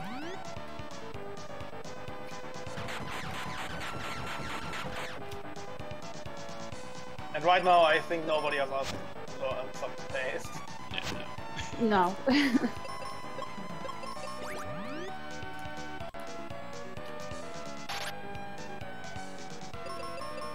Oh yeah, these beholders have another neat mechanic. They have a self-destruct. So they damage, they basically kill themselves and take you down with you. Sometimes, if you only have one party member left, they do that. You win the fight, but at the same time you lose the fight. So you get the victory jingle, but you have to redo the fight because you're dead. Yeah, because they love to do it to Ben, who of course cannot survive one of those. If it actually happens on a battlefield and you have the last battle and one of the enemies do that, then you underflow the battlefield to 5. Oh wow. Kinda interesting. doesn't really do anything, but you just get a lot of battles if you want. Wow. I don't think that's ever happened to me in a battlefield. Yeah, it's the battlefield next, where you get the exit battlefield. There's like the other form of the beholders that the ice pyramid. They also can do that. If you have one of these dudes at the last battle and they do self-destruct on Solo Benjamin, you win the battlefield and, well, counter goes down by 1, so you have 0, but since you redo it, decrease it again and goes to 5.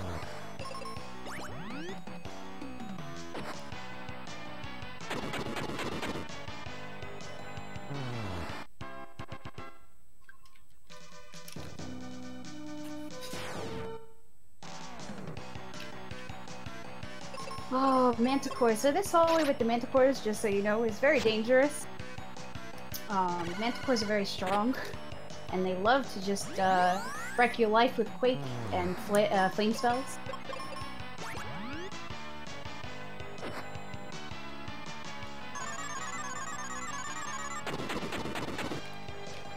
It's always a good day when you get through here without too much issue. Yeah, the Manticores, they are one of these enemies that have literally no weakness. Like, they're weak to ice, but they don't really have a good ice. So there's not really a reliable threat to kill Manticores fast.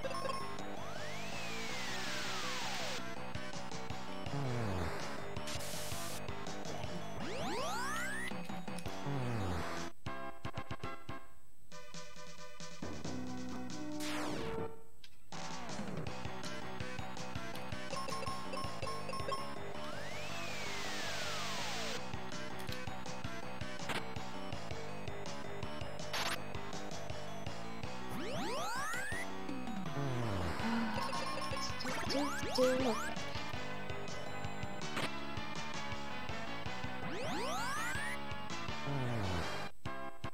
Yeah, and a lot of these monsters can use cure spells too, which also makes them somewhat frustrating sometimes. There we go.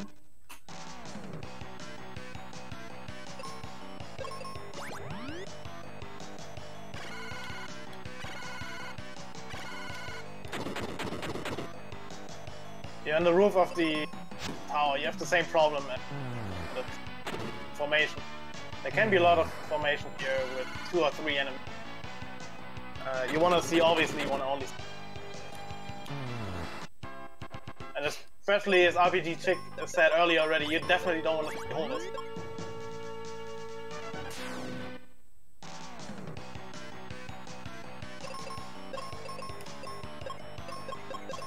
But basically, once you're off the roof, that becomes the time where you start making your way down the floors and finally seeing where Pazuzu ended up. And whether we Pog, Champ, or Baby Rage. Exactly.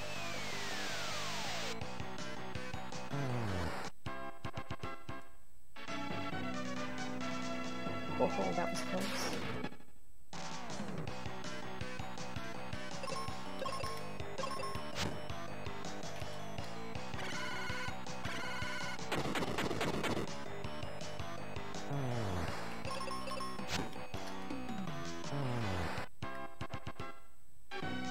Also, it is difficult to run from these fights just because your party member, because Ben rather is solo level.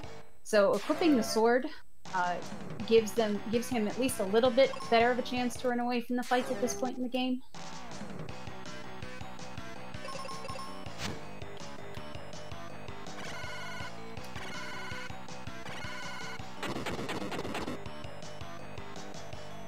Oh, don't you dare.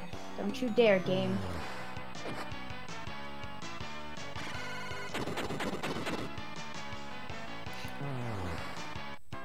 But as soon as you go down the first flight of stairs from the roof, you are able to finally pick up the flare spell, which is fabulous. Is absolutely fabulous.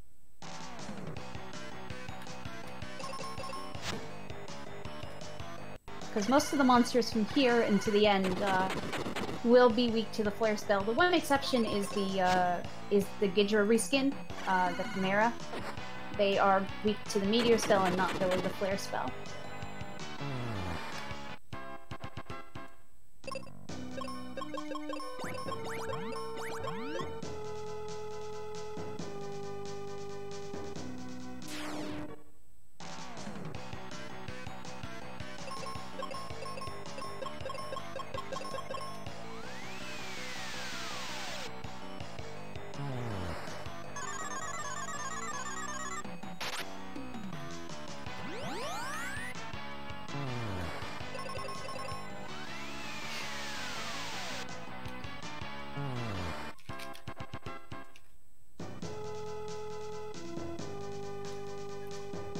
I'm so glad sleep and paralyze don't work on your partners, man.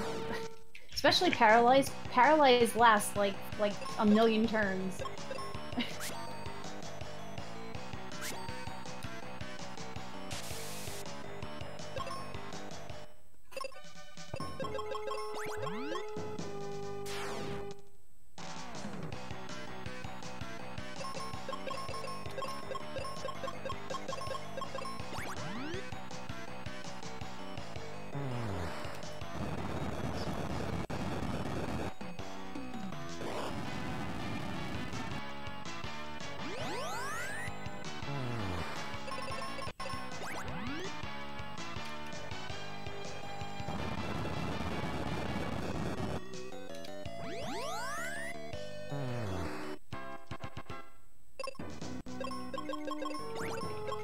Yeah, Baby Rage or PogChamp coming up.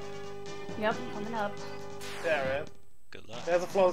If there's a Pazuzu on floor 6, spam Baby. Spam PogChamp. I mean, in this situation, spam Baby Rage as well because nobody's on face, I guess.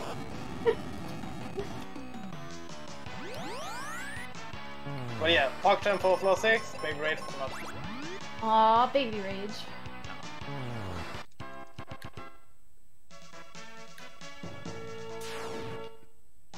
Feels bad, man.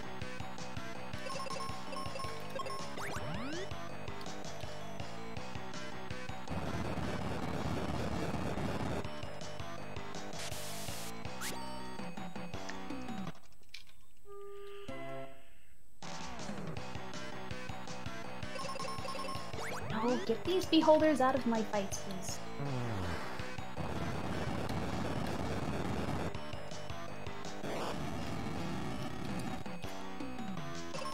I'm disappointed too. I wanted more Baby Rage in chat. So my time is coming soon.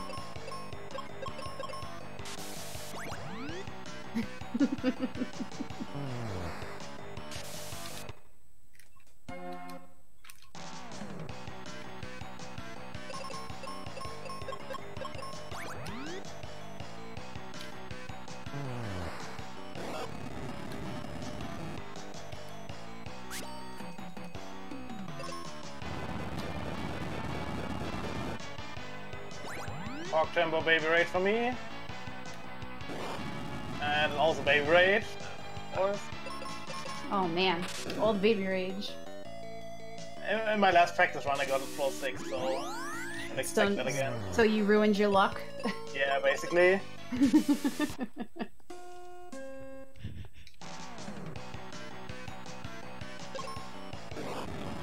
So yeah, even if you don't see a floor 6 Pazuzu, you're still gonna hit the... that locks the elevator at least away from floor 6 now. Right. So if he's on floor 5 now, you need to hit the switch on floor 4 as well. So then you lock Pazuzu, shut down the lock floor 4, and you have to shut down the floor 6. So he can't run away from you anymore. Yeah, as you go down, you basically have to hit the switches on all the even number floors.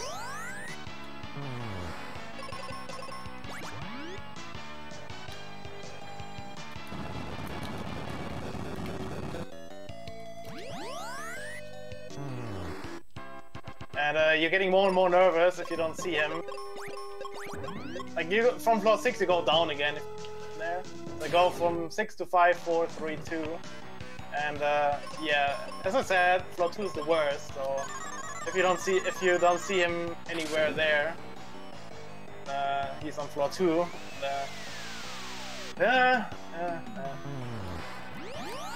Okay, now I'm nervous. But the problem is I talked to him on floor 1 because they gave me pretty good luck so far. So if he's not on floor 4, he'll definitely be on floor 2.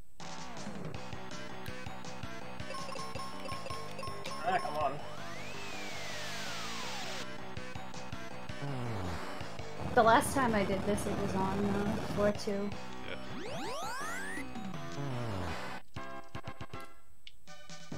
It's so much longer. So what did I get? One more battle. He's not on floor 4, he's on floor 2. Yeah.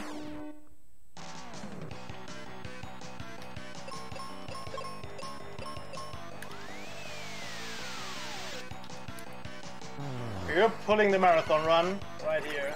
You and me both, pretty much, Vultus. You and me both. So, yeah. Someone has to fall off the bad luck, right? I need to figure out what I did with my regular cart. Yeah, he's on floor 2 for me. Feels bad, man.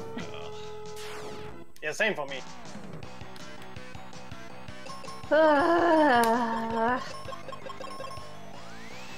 I really need to switch back to if Couch gets lucky now and gets floor 6, he actually gets ahead of us. I probably spent a good 5 minutes in the heck way.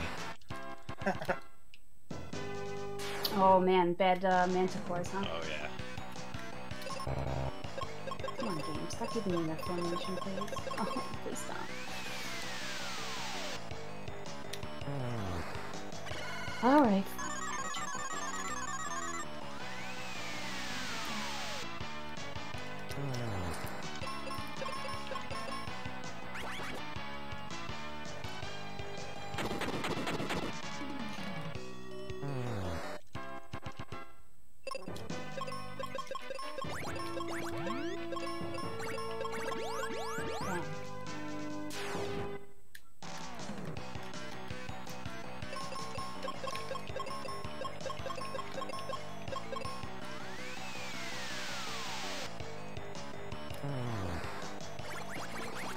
Well, now it was pretty meaningless. It was me at least, because you hit the floor, the switch on floor 4, and so you're gonna lock in between 2 and 4.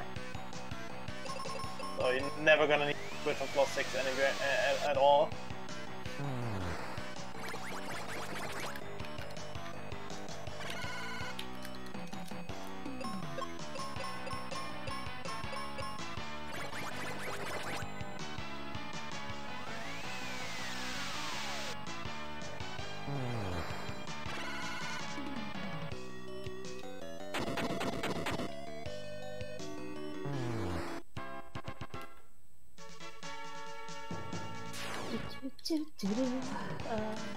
Okay.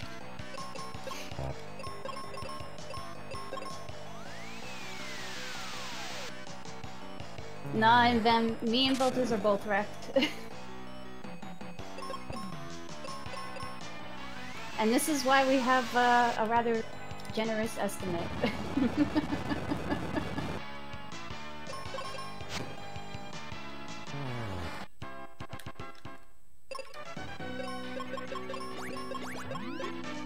You never know where Pazuzu is going to be. Yo, can you stop with this formation, please? I don't like that formation. It won't stop. I keep getting the formation with the Manticore, the Thanatos, and the Beholder, and I cannot get out of it. It's aggravating. Oh my. Okay.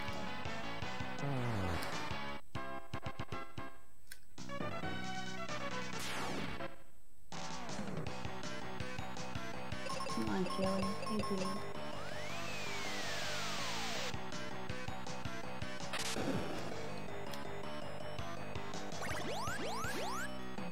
I hate this formation.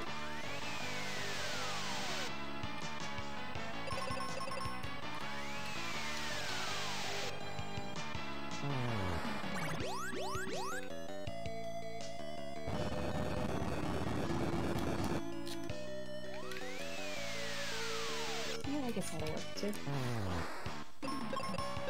So, a lot of the creatures in this tower, at least you've noticed me probably using Life Spell on them. It's part of that fantastic programming. Yeah, unfortunately Kaylee is getting weak at this point. Can pretty much one-shot the enemy more.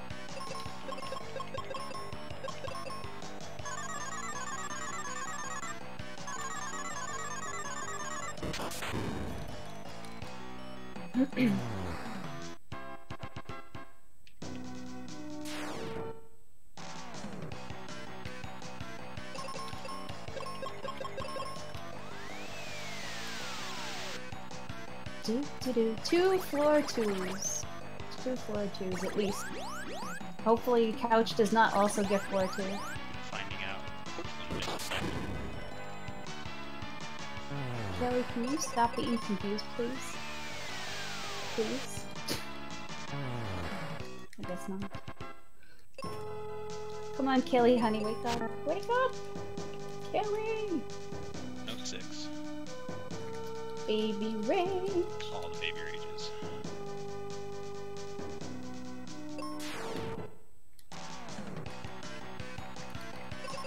Nope, don't do that again, because that's what made me mess up last time.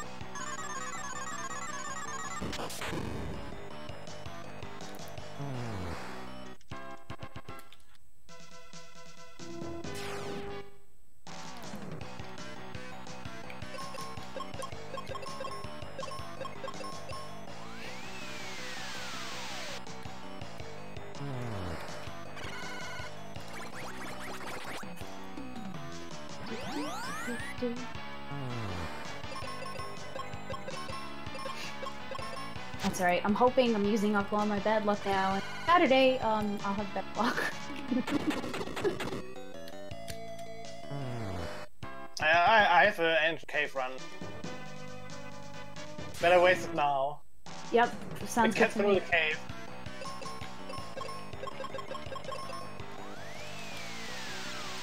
Bring you better luck for Ancient Cave, bring me better luck for Shining Force. Yeah.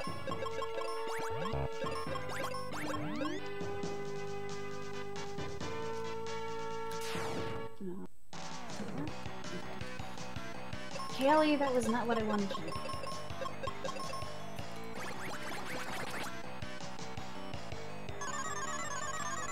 So unfortunately, even if you talk to him on floor 2, he still teleports away. Whatever reason, even if you shut down the gate, the floor 2, he still can somehow escape and goes to the floor that has no lock. So if you have floor 2, you basically talk to him on floor 2, then he runs away and goes to the only floor that can't, so he goes to floor 3, then you have to fight it.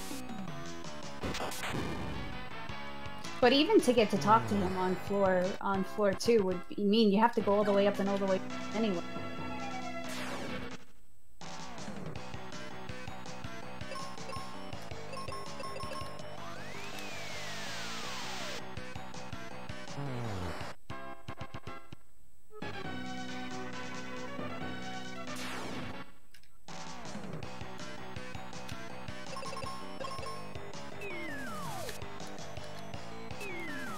Why do you keep giving me explanation game?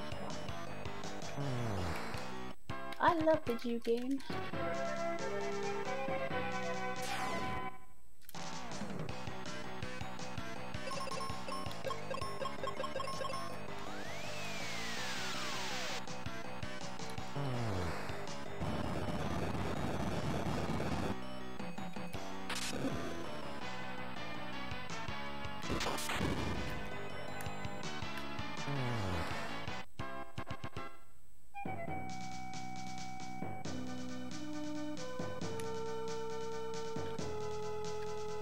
So yeah, Pazuzu has the unique ability to use in Psycho.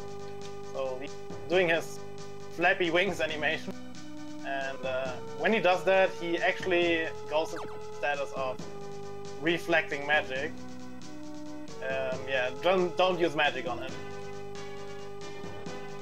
So he uses the ability, and then he stays like, then he reflects magic for one turn, then he uses it again, and, can attack him with magic. And, like the first 5 turns of the battle, he's not using the ability, but like after 5 turns, basically every second turn he uses Psych Shield, so he goes in and out of his invincibility for magic. You need to keep track on when he's actually reflecting magic and when he's not.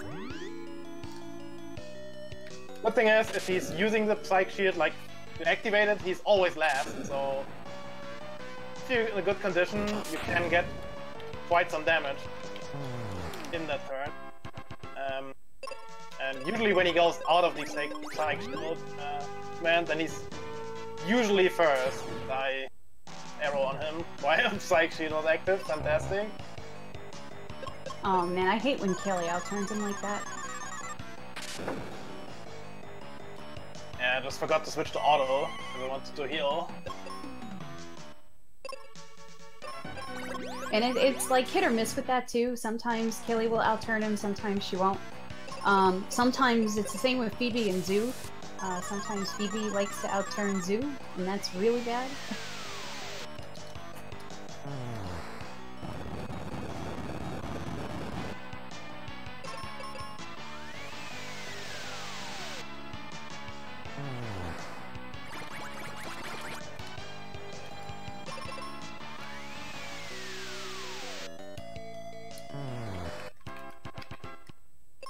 Yeah, if we get quiet during this fight, apologies, we're just trying to focus on when he's using Psych Shield and when he's not.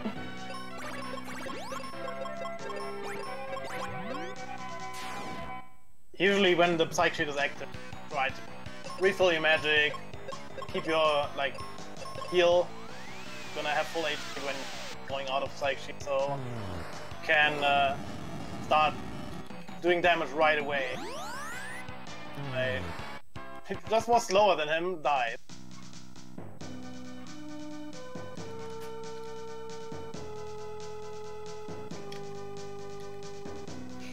Yeah, also Pazuzu has some of the most HP out of any of the regular bosses in the game.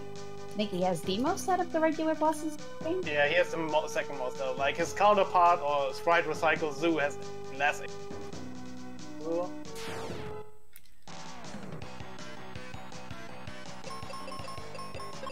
Oh man, Couch, did you get a floor 2 also? I don't know yet. I still have to find out if I got floor 1 or not. Oh.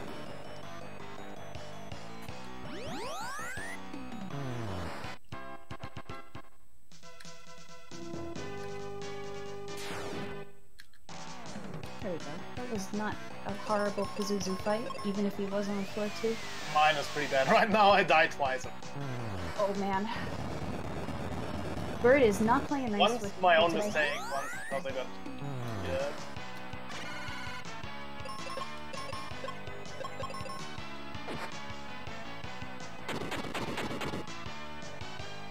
Alright.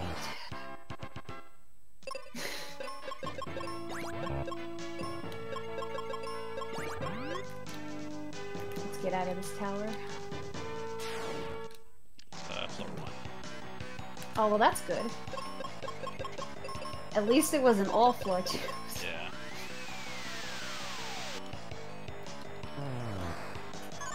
Oh shit, I forgot to do the thing. Oh well. So at this point, Kelly's gonna leave, and Ruben, this dude we never saw before, is gonna join our party. Oh, well, we did see him. He fell off the bridge. And if I had done this in the right order, it would have been better. But I'm gonna go buy 0 cure potions, and I'm gonna underflow the inventory very similarly to when we had 0 seeds, and that's gonna give us the Thunder Rock and some other nifty little things that we don't really need, so that we can make the other part of the Rainbow Bridge and progress the storyline. If you do that glitch before Ruben enters your party, you will actually soft lock the game because Kaylee will never leave your party, and you can never get the captain's hat from her to progress the story.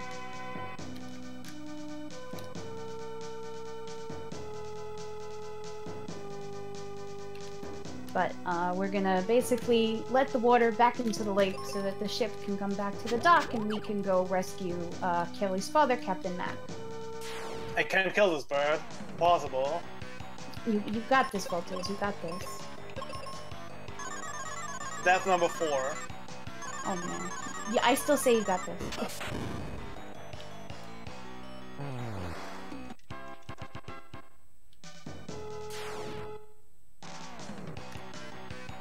Oh, I'm going up here without having spoken to Kaylee. Haha, and I just said it. I am so smart.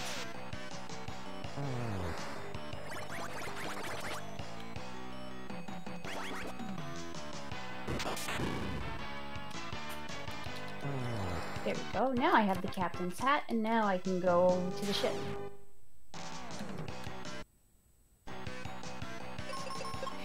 The boat itself is also a fairly short dungeon, and it is the last little one before Doom Castle, and we get the rockin' music.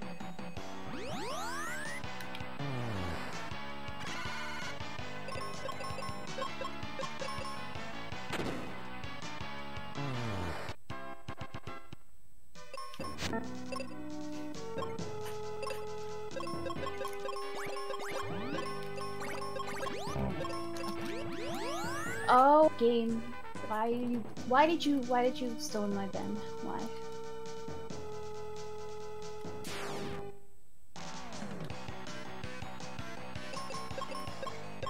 With all of the petrifications I got, I might just pick up the Aegis Shield. Because this is ridiculous. I never got a payoff by skipping the Aegis so far. Especially if you're not on PB pace, it's not worth it to skip it.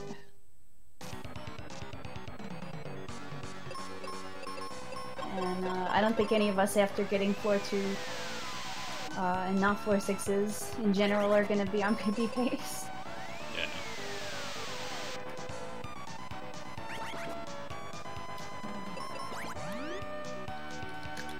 Yeah. Also a nice little mechanic. If you have your partner defend then, they will automatically take almost all the hits, with certain exceptions, obviously. If they're dead, they can't. And if they end up blind or confused, they also cannot. But it's good for when you want Ben to bust out like a flare spell or a meteor spell and have the enemies not randomly kill him by accident. Additionally, if the enemies use an AoE, the nice thing is that partner that's absorbing all the attack will still only take the damage they were going to take anyway, as if they had hit both your partners. And it's very nifty.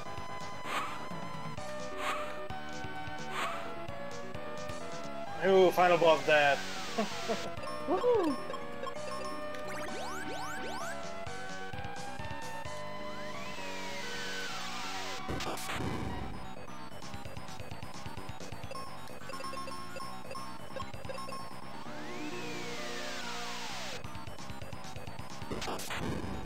Come on, Ben, take your turn. Thank you. Thank you.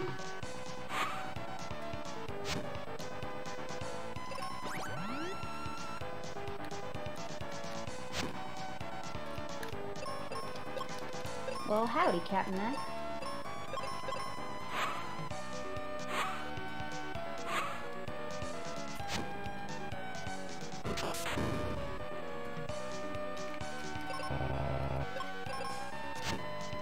So here we are gonna lose Ruben. He was only with us a very short time, but he still technically has not quite recovered from his fall. And we're gonna pick up the best, ultimate endgame Phoebe.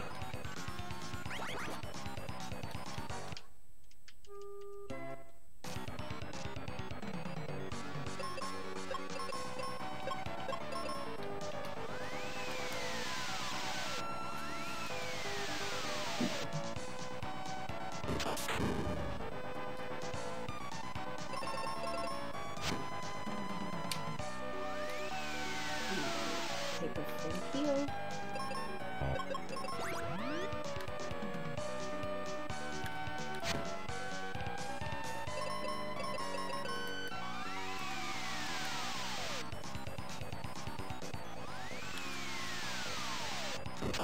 And now we get to make our way to Doom Castle, some of the most awesome music in the game.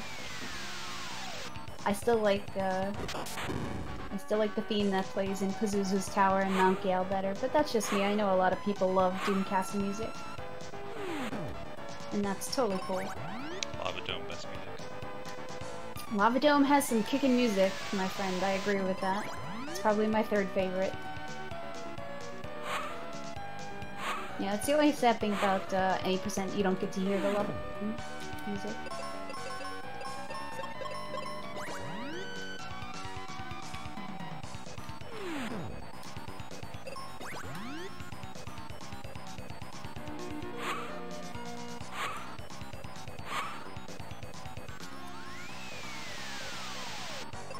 I still like the metal rendition of Doom Castle. Yeah. That's a really kickin' remix. Oh, really?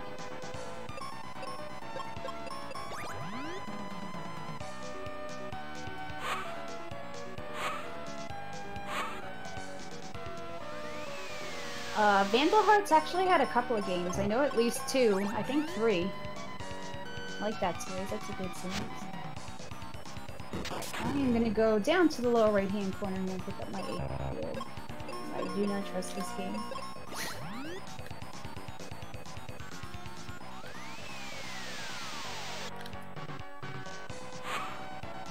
Hey, by the way, story is like, enter ship here, you need the captain's hat so the ship recognizes you, basically.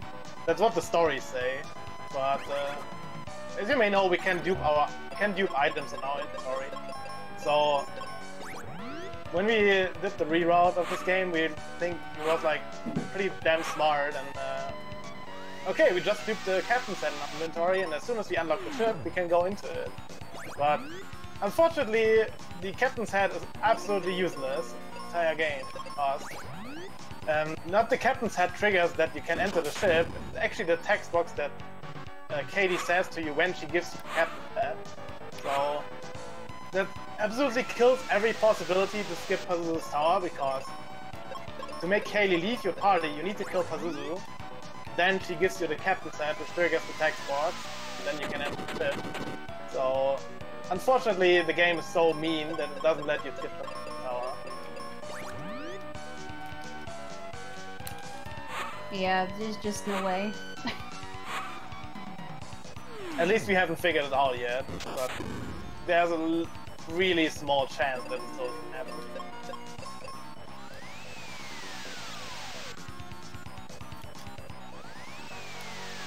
Why did you do that? That's not...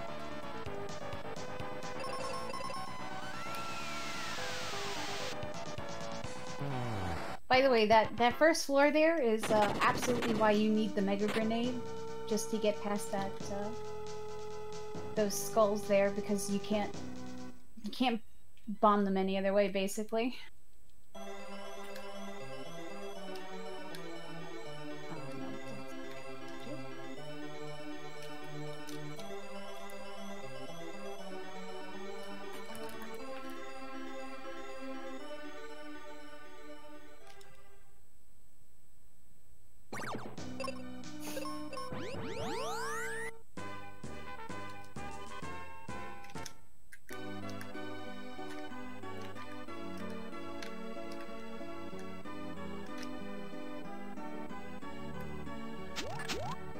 And all of these floors here in Doom Castle are basically like little mini mazes that match the original dungeons.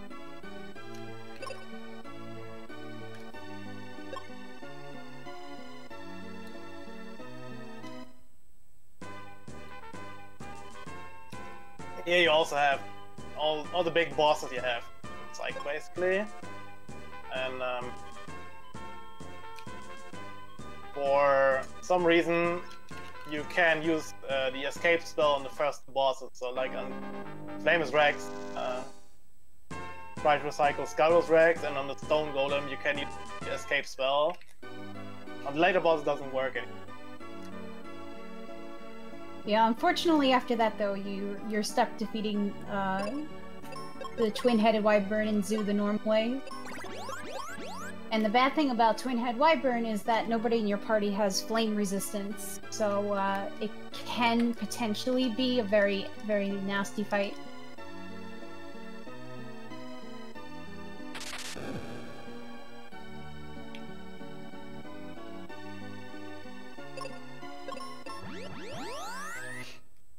Also, though, a lot of these enemy mobs have older monsters in them, which basically slows down the agility of the overall party. And a lot of the lower floor fights allow you to go first because of that, which is kind of nice.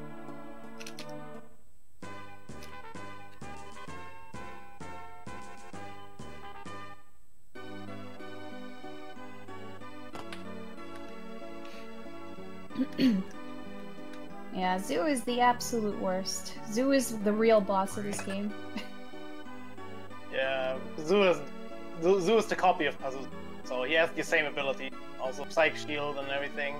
Plus, additionally, he has the instant kill ability added to his attack pool, so... yeah, if he does that, fight is over. And his attack pool is really limited, so he has like 4 attacks thing. Yeah, if Phoebe gets Doom Danced, you're pretty done. Unless you get really, really lucky. Yeah. He also, in addition to having the regular Psych Shield that Pazuzu does, Zoo also has like this weird Psych Shield attack, which is glitched out in this game and only does 1 damage. If he does that, the whole battle, not like that would ever happen, but if he would ever do that the whole battle, it was very easy. Yeah. There's another thing about the Japanese version, they fixed that attack, so he's not doing this. So the chance to get Doom Dance is even higher in the Japanese. Oh my gosh. Because he just doesn't have the Psych Shield attack at all, so...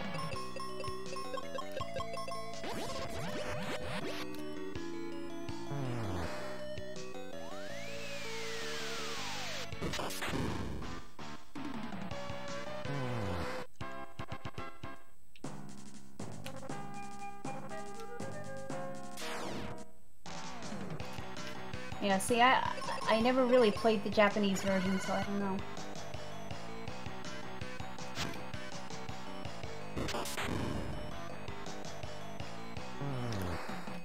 That's alright, Jehu. I didn't know about half the things you could do in this game.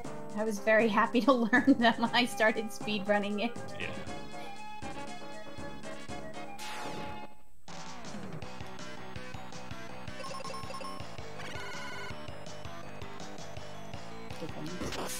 Dungeon.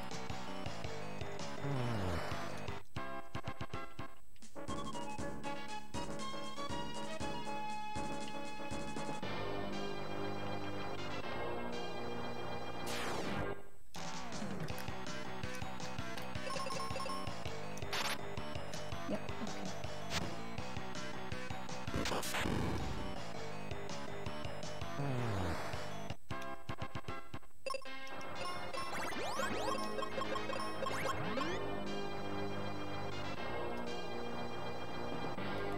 I hate how many monsters have Doom at this part. Yeah, like all of them. Pretty much.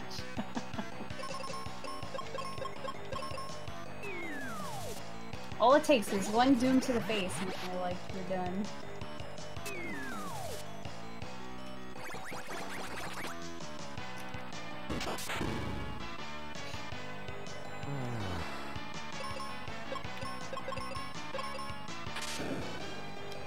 Also, the other thing I miss about not going over to the Lava Dome is to see the other iteration of these Cerberuses. Because then they look like brown cakes.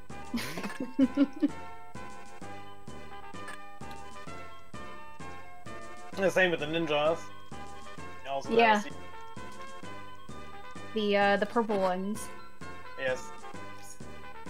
So,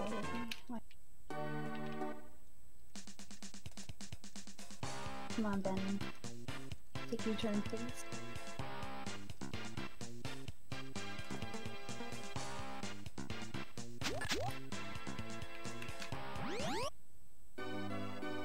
Oh wait, Phoebe has no wizard spells left. Whoops.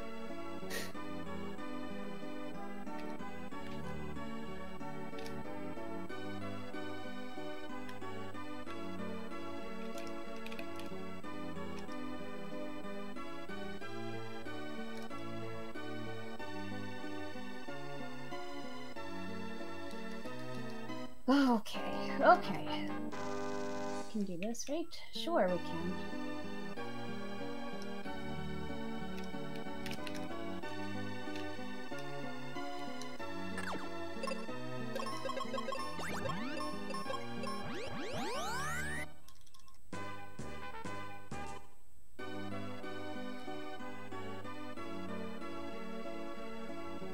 Fire out of the gate is not very helpful. Yeah.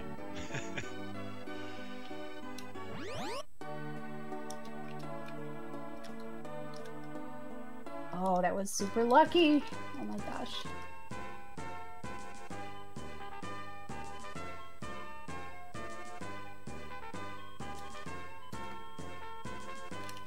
Oh. Down goes Ben. Bye, Ben.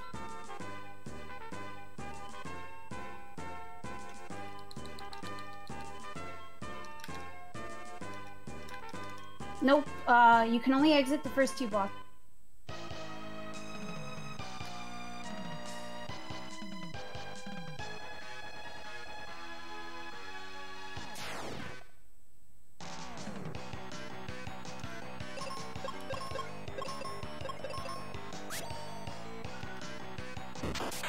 This wyvern is not playing very nice.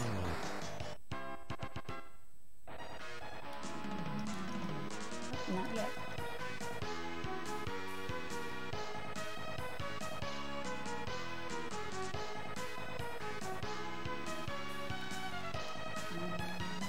No, I'm better than you.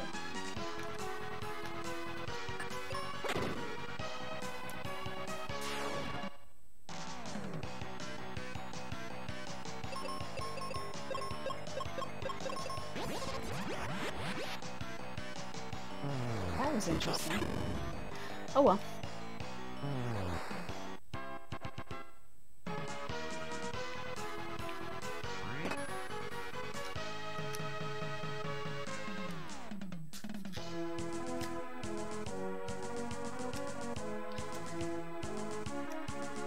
But yeah, that wyvern fight definitely can get very nasty very quick, just because of the fact that your party doesn't have the flame resist. You can do pretty much half of Phoebe's life damage, and it's not good. Basically, it's it does even more than half.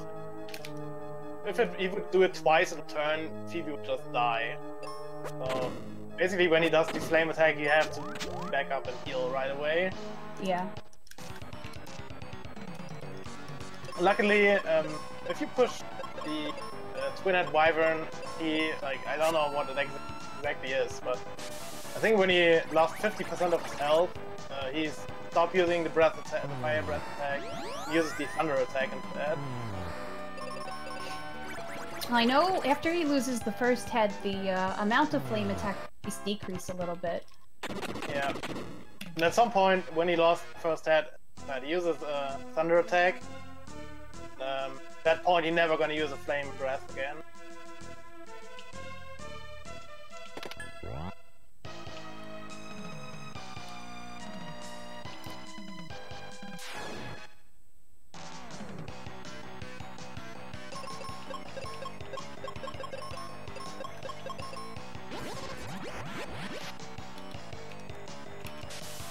The max HP of normal enemies. I think the highest HP is Cerberus, which 980 or something. Yeah. Yeah, plus that whole thing that it's not weak to flare also makes it a pain sometimes in certain formations.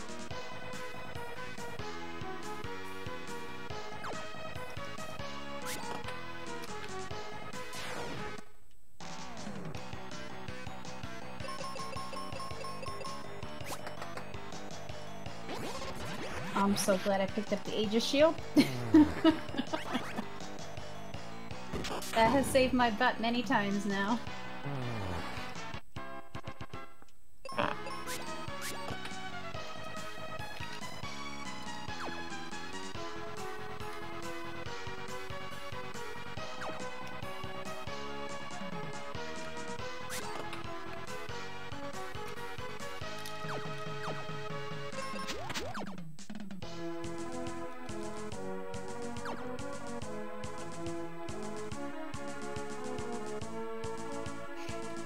Ant, I'm very confused by your question, hon.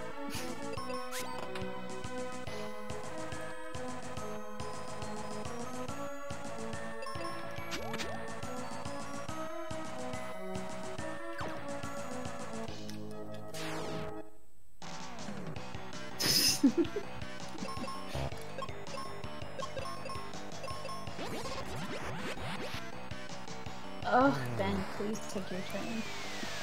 Thank you. And the zoo part getting completely messed up, I feel like. Sometimes Benjamin is the first. Sometimes he's the last. Yeah. I don't know what's going on here in the part. Yeah, there's like no rhyme or reason.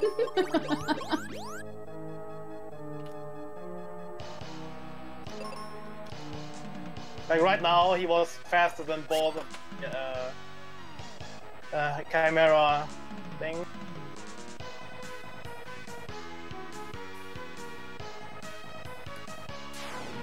And suddenly next turn they first. 4 feet.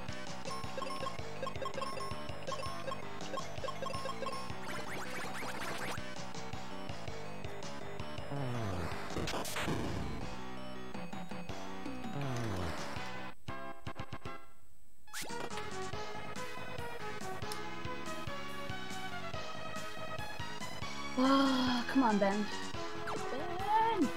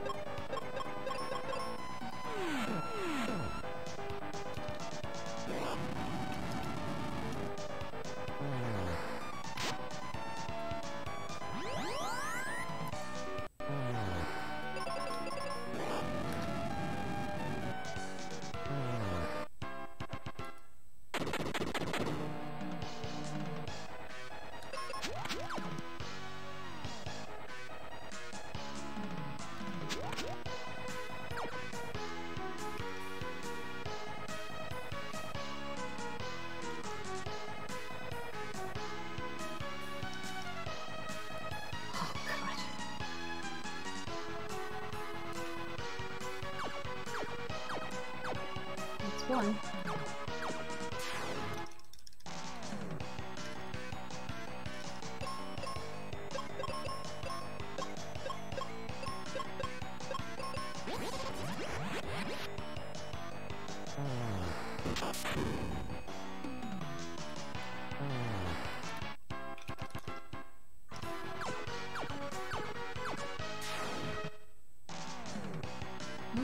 Bird, please stop.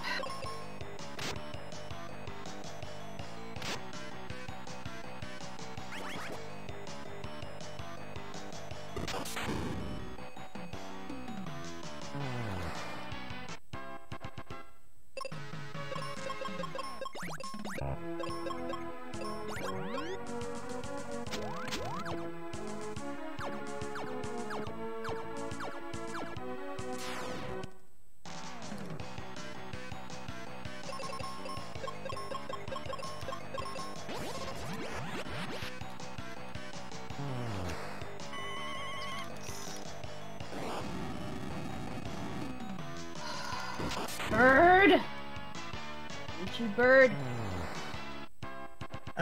So yeah, Zoo is the exact same.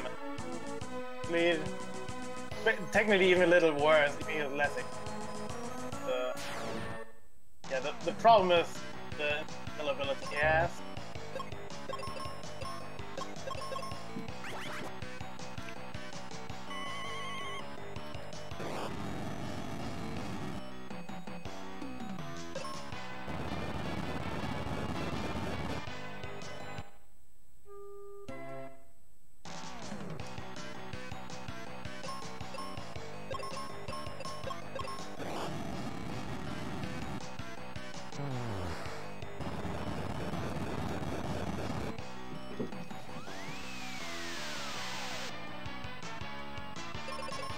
This is why Zoo is the true final boss of this game. Yeah. Even the Demon King is coming out up after that. The Demon King is, well, I wouldn't say a joke because he cost me a minute in my opinion. But usually he's way easier. Yeah.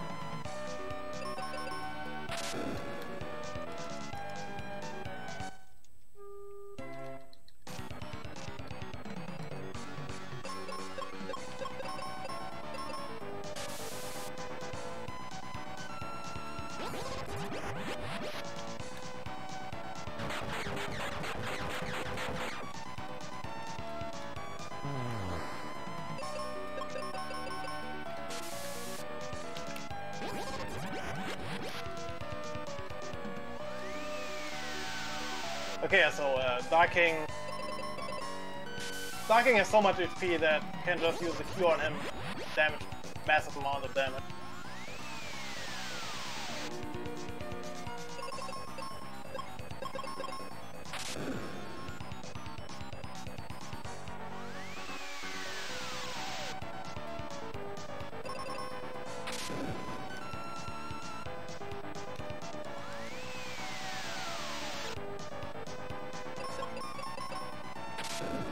GG. GG. How is this even possible? Like, how is Benjamin faster at the Dark King than...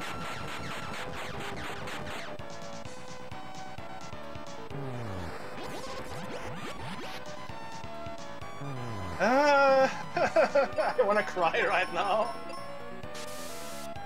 What did you do, Vultus? Benjamin was somehow faster than PB. So What? The second turn, Like, Ben is never faster. in the second turn, I got trolled, and then in the third turn, Demon King used the healing ability. So this round is lost. Thank you for the GG's, chat. Much appreciated. Oh, that was a good 14.5 minutes off my PB. Thank you, Floor 2.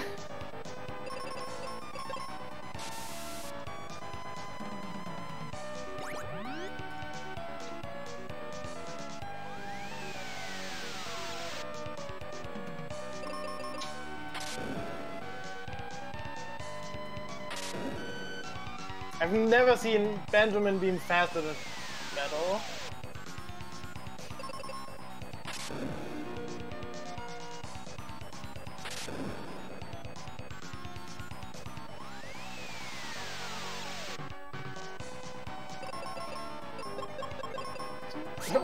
Missed! Come on! Oh, man. And he used healing ability again. This is... I don't know. I can't describe this. What the shit is going on here? It's funny, but I'm sorry. Because I know exactly what you're talking about.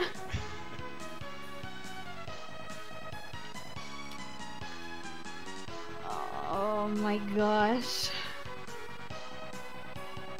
That was, wow, that was crazy.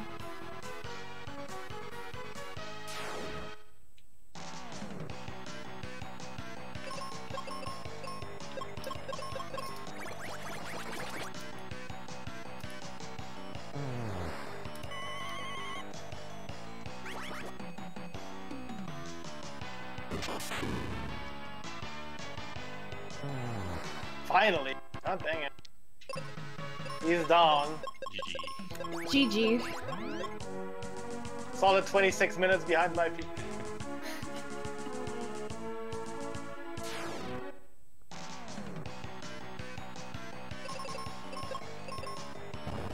Oh my gosh. Now Couch just has to get through Zoo. Slowly but surely, we'll get there.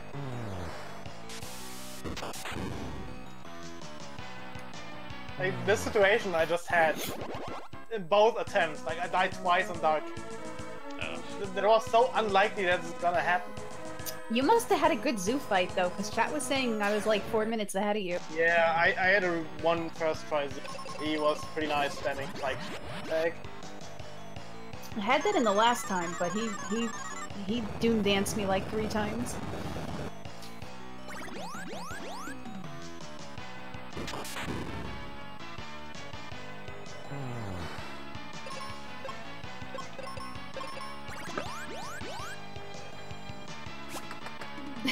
Did you really, DDR? Did you really miss it? For DDR.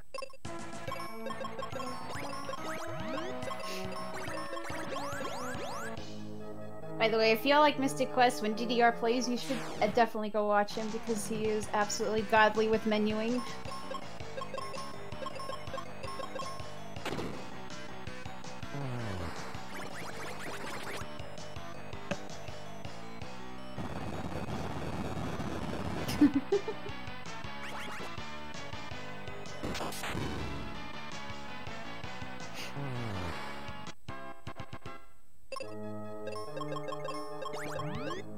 Much race, so much jerk bird.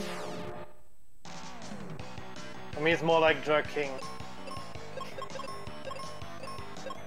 Yeah, that's like the trade-off sometimes. You know, you have a bad Pazuzu, and then you have a Zoo fight. I had a good Pazuzu fight, so I had bad Zoo.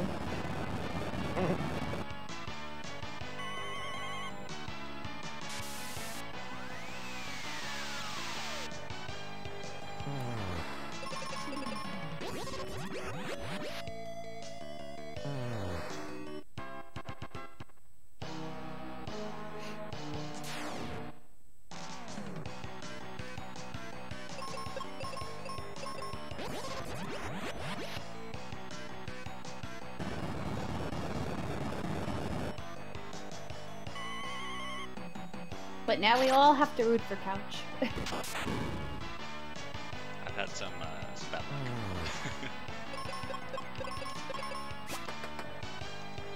It's alright, Couch, you got this.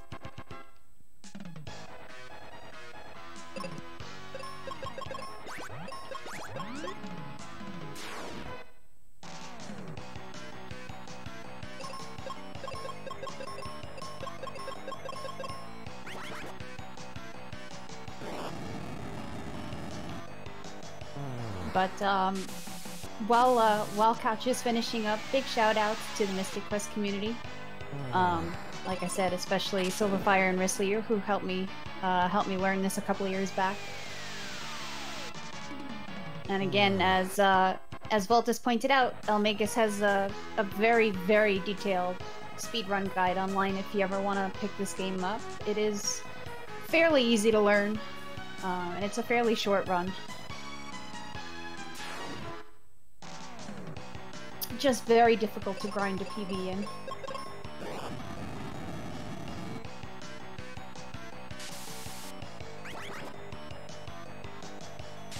Yeah, usually like a 2:15 shouldn't be that bad in theory to get. But I mean, you see, like my PB is 1:58. This run I have plus 26 with 26 minutes on my. Yeah, and there's also the hundo % category, which I have yet to learn. I probably should. I basically know how to do it. Yeah, so 100% in this game is basically you're not gonna do the item duping in your inventory because you're gonna pick up every single item by yourself. And if you would do the duping, you would lose the items at some point.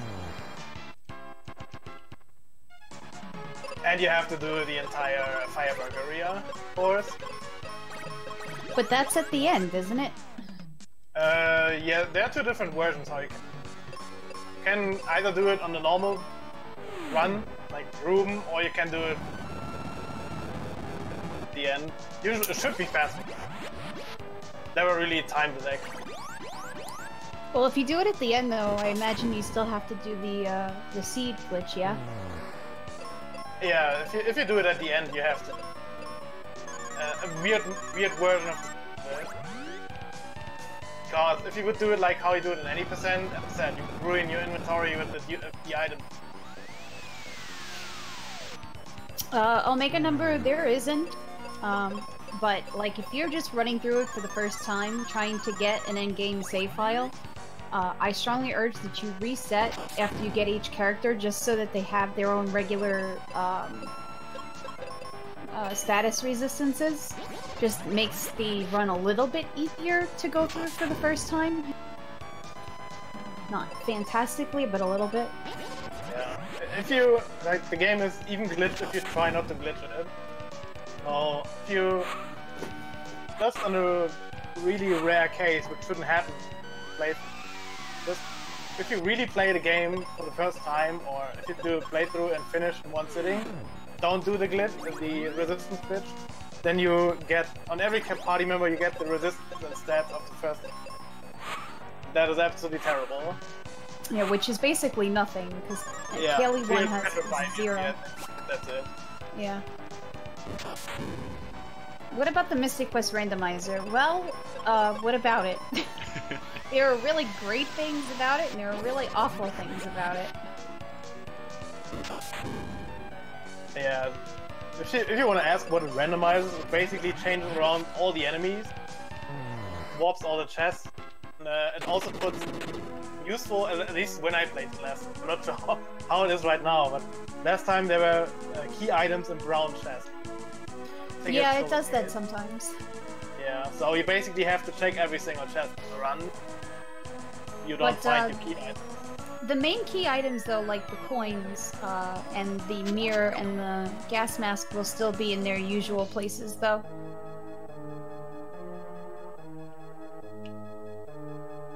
But like sometimes you'll get lucky and you'll find certain things early, and it'll allow you to skip at least a little bit. Yeah, it's kind of bad if you don't find at all, for example. Yeah, sometimes the way it's randomized, you'll find duplicates of things, but you'll miss other things, like maybe there's a spell missing or something like that. And it's very unfortunate, but sometimes you could just be super OP from the start in the randomizer, and it's a lot of fun. Also, your party member stats are randomized as well. So you could have like Ruben have 80 HP going into the Fireberg area, and then you just hate your life.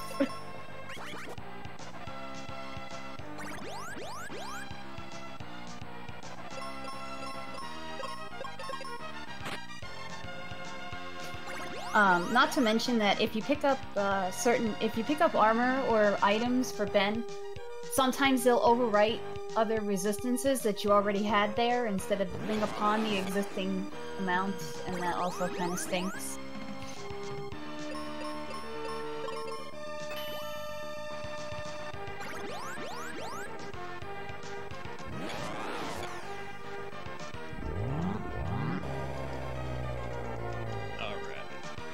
GG. God. Deep breath, you're done. Oh man, now I remember why I don't play this game. Just kidding. It's actually really fun. Yeah, it's a very enjoyable run as long as you don't get super salty over the RNG. Yeah, you can't go into this game and say like, okay, I'm grinding for sub 2 now. that's not gonna work. Yeah. We just have to do like Magus does and just get a one-off world record in a race. Yeah. But I think that's gonna probably do it for us. Thank you for Questing for Glory for having us race this game. It was a lot of fun. Yes, thank you so much. I don't know what's coming up next. I have the schedule in front of me. Let's see. Looks like Earthbound? Fallout New Vegas. Yeah, because we're so a little bit over. Fallout New Vegas coming up, and then Earthbound afterwards. So tons of stuff. We have a whole week and a day still left. I strongly suggest you stick around and watch the awesomeness, because some of us will be back. I think we're all back for other runs, aren't we? Correct. Saturday. Yep.